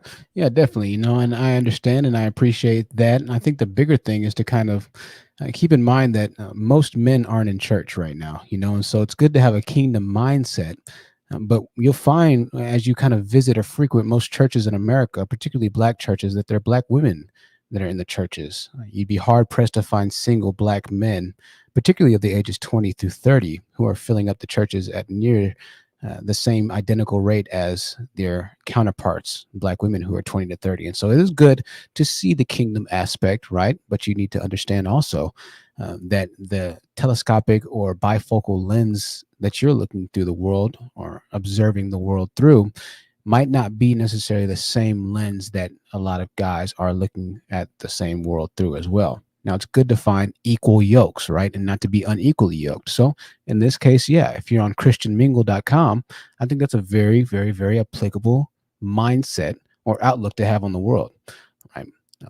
But unfortunately, as it stands right now, it'd probably be a little bit more to your detriment in most cases to have that. However, having said that, I think it'll be good for your mental fortitude or fortification to always see the glasses half full as compared to half empty. So take that with a grain of salt. I appreciate you being here, and we'll see. Thank you. I'm still gonna be wishing the best for everybody. I hope we all get our dream guy or gal. So that's it, Lily. Thank you. You as well, my dear. We'll see you soon. Okay. Bye-bye. Bye-bye, Lily. Lily is Lily's sweet, right? Lily's sweet. I just would hate for something bad to happen to sweet people, because that's what ends up turning a lady not very sweet, right? You have some dogs out there that'll see the kindness in a woman and they'll ravage that kindness until there's nothing left of her. And then all of a sudden she's left questioning her beliefs because she acted a certain way, right? It's tough. I've seen it happen before, especially in college. The classic Yaya for $2 says, be a hero and let the dust go. Don't stunt growth. Absolutely. Save a man's life. Save a male's life. $40 super chat from Henry Frick. Once again, Henry Frick is in the building, ladies and gentlemen, making a good amount of money. I appreciate Henry. I'm sure he heard his name mentioned in this live stream, but the fact that he donated nonetheless says a lot. Henry is mature enough to learn, right? Henry's mature enough to learn, just as I am always mature enough to learn. I try to. I try to do the very best I can. I appreciate that, Henry. And I appreciate all your donations that you've made, man. Sometimes we go hard on Henry, but those are the guys who are the savables, right? Those are the guys who eventually will go on to become winners because they listen. They might not say much. He didn't join the panel today, but they listen. The richest people I've ever known in my life are the ones who listened. As I foolishly spilled out my guts and my hopes and my dreams to them, they just sat back and listened. They said, oh, okay, that's interesting. Right. The wealthiest people I met. $40 super chat from Henry Frick. Octavia, or better known as Octavia, the floor is yours for the final words of the evening. Go ahead. No, keep it trill. Keep it Tavia or Tavia. I don't care. Just you know me as Tavia or Tavia. You call me a new name every stream that I get on, and that's fine. I think it's hilarious. But I just want to say to in response to the young lady that just left. Sis, look, I know you may feel, I hope she's still listening. I know you may feel like Black women pursuing other races is just abandoning the community. But what you need to understand is Black men have already abandoned the community by them being the ones that date out mostly and marry mostly, especially after they're college educated. Okay. That's abandonment of the community. Abandonment of the community is allowing several thousands, if not hundreds of thousands of families to go without a father figurehead. That's abandoning the community. By putting yourself around trouble, criminal activities to make a quick buck as opposed to educating yourself, thinking about prospects of owning a business. No, you want to make a quick buck, end up in prison? That's abandoning the community. This is our time to move forward, to get the things that we want. And part of that is us doing the self-work to understand Look, I need to get myself into the gym. I need to eat better food. I need to cut off these negative forces that are trying to drag me down. And part of that is not being afraid of being alone. And that means you can get yourself closer to what you want. Have some self-introspection. You don't need to be up under a man. You really don't. Because the second you do that, you allow yourself to be lost. And you start taking in garbage individuals because you are too scared to stand on your own two legs. Nah, fam. This is more than just simply abandoning the community. This is about getting what you want, because for Black women, for far too long, we have sat on the sidelines. We have let stories for Black men go. Look at R. Kelly. Plenty of Black women stood behind R. Kelly just because he is a Black man, knowing that they seen the tape, knowing that what he did was wrong, because they didn't want to tear down the image of the Black man, because they saw the image of the Black man within themselves. But the funny thing is, they don't see the image of us. How do we know this? Young lady that was killed a few months ago, they tried to justify her death. Oh, she shouldn't have ran up on somebody. Oh, they got online and made several videos about it, defending the cop that shot that 16-year-old girl whose brain wasn't even fully developed. He shot her point blank range in the chest. And they gave all the excuses that they could. That is abandoning the community. The thousands of women that have been killed by Black men, that's abandoning the community. The over 60% of girls that get molested by Black men, that's abandoning the community. Ladies, do what you need to do, but do not let these other women try to keep you in the same spot. I'm begging you, run. I'm done. Thank you, Ms. Davia. We'll see you on the next one. Haunting final words there, but much appreciated. And I do agree. Absolutely. We'll see you soon, Ms. Tavia. That channel, I'm sorry, Tavia was the one that brought the concept of tonight's live stream once again, so I got to give her a huge shout out. And I want to give you a huge shout out. You made it to the end of our live stream. We just made it barely beyond 2 hours. I was trying to make it 2 hours or less. I'll be back in a couple of days. Like the notification ticker said on the bottom of the screen for those listening, audio only if you're at work or on your way home or traveling somewhere on the interstate, wherever it might be. If you're halfway around the world and just now waking up or going to bed with us, make sure that you turn your notification bell, which is right beside the subscriber button. Subscribe to this channel if you aren't already, like 40% of you watching. Make sure you set the notification bell to all notifications so you can catch us the next time that we go live, which will be on Wednesday. What's today? Thursday? My God, what am I saying? Today, Thursday? Tuesday, okay, which will be on Thursday night, which might be a little later again because of Thursday night football. Once again, make sure that you check out our fellow content creators and check out the Amazon links that are in the channel description. Our next subject is going to be pretty hard-hitting as well. We're going to stay in somewhat of the realm of mental health, but we're going to get ready to transition to our next subject of discussion. It's going to be a good one. You're not going to want to miss it. True Seekers Live is bringing the heat, and I appreciate everybody that's recently been subscribing. We're growing. Slow and steady progress is the name of the game. Life is a marathon and not a sprint. If it acquires too quickly, or if you get it too quickly, most likely it'll burn out or phase out just as quick. Easy come, easy go, they say, right? As you go through the rest of your week until we meet again, if you don't catch us on the next live stream, take care of your personal safety. Something is in my contact lens right now. Take care of your personal safety. Start thinking about self-defense. As I always say, you're a woman out here, and there are people who seek to not only do you harm, but to watch you as harm is done to you, and not to step in on your side. Start thinking about legal to carry pocket knives, tasers based off of your city or state's laws and ordinances. If you can, start thinking about the Second Amendment.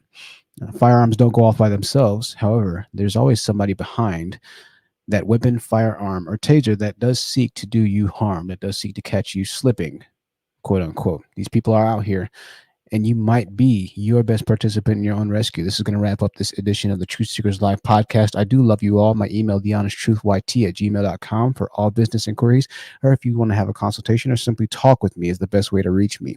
We're going to hope that this intro does not glitch on the way out. If it does, we can bear with it. Enjoy the music, enjoy the ride out, and I will once again see you on Thursday night after the football game, of course, ladies and gentlemen.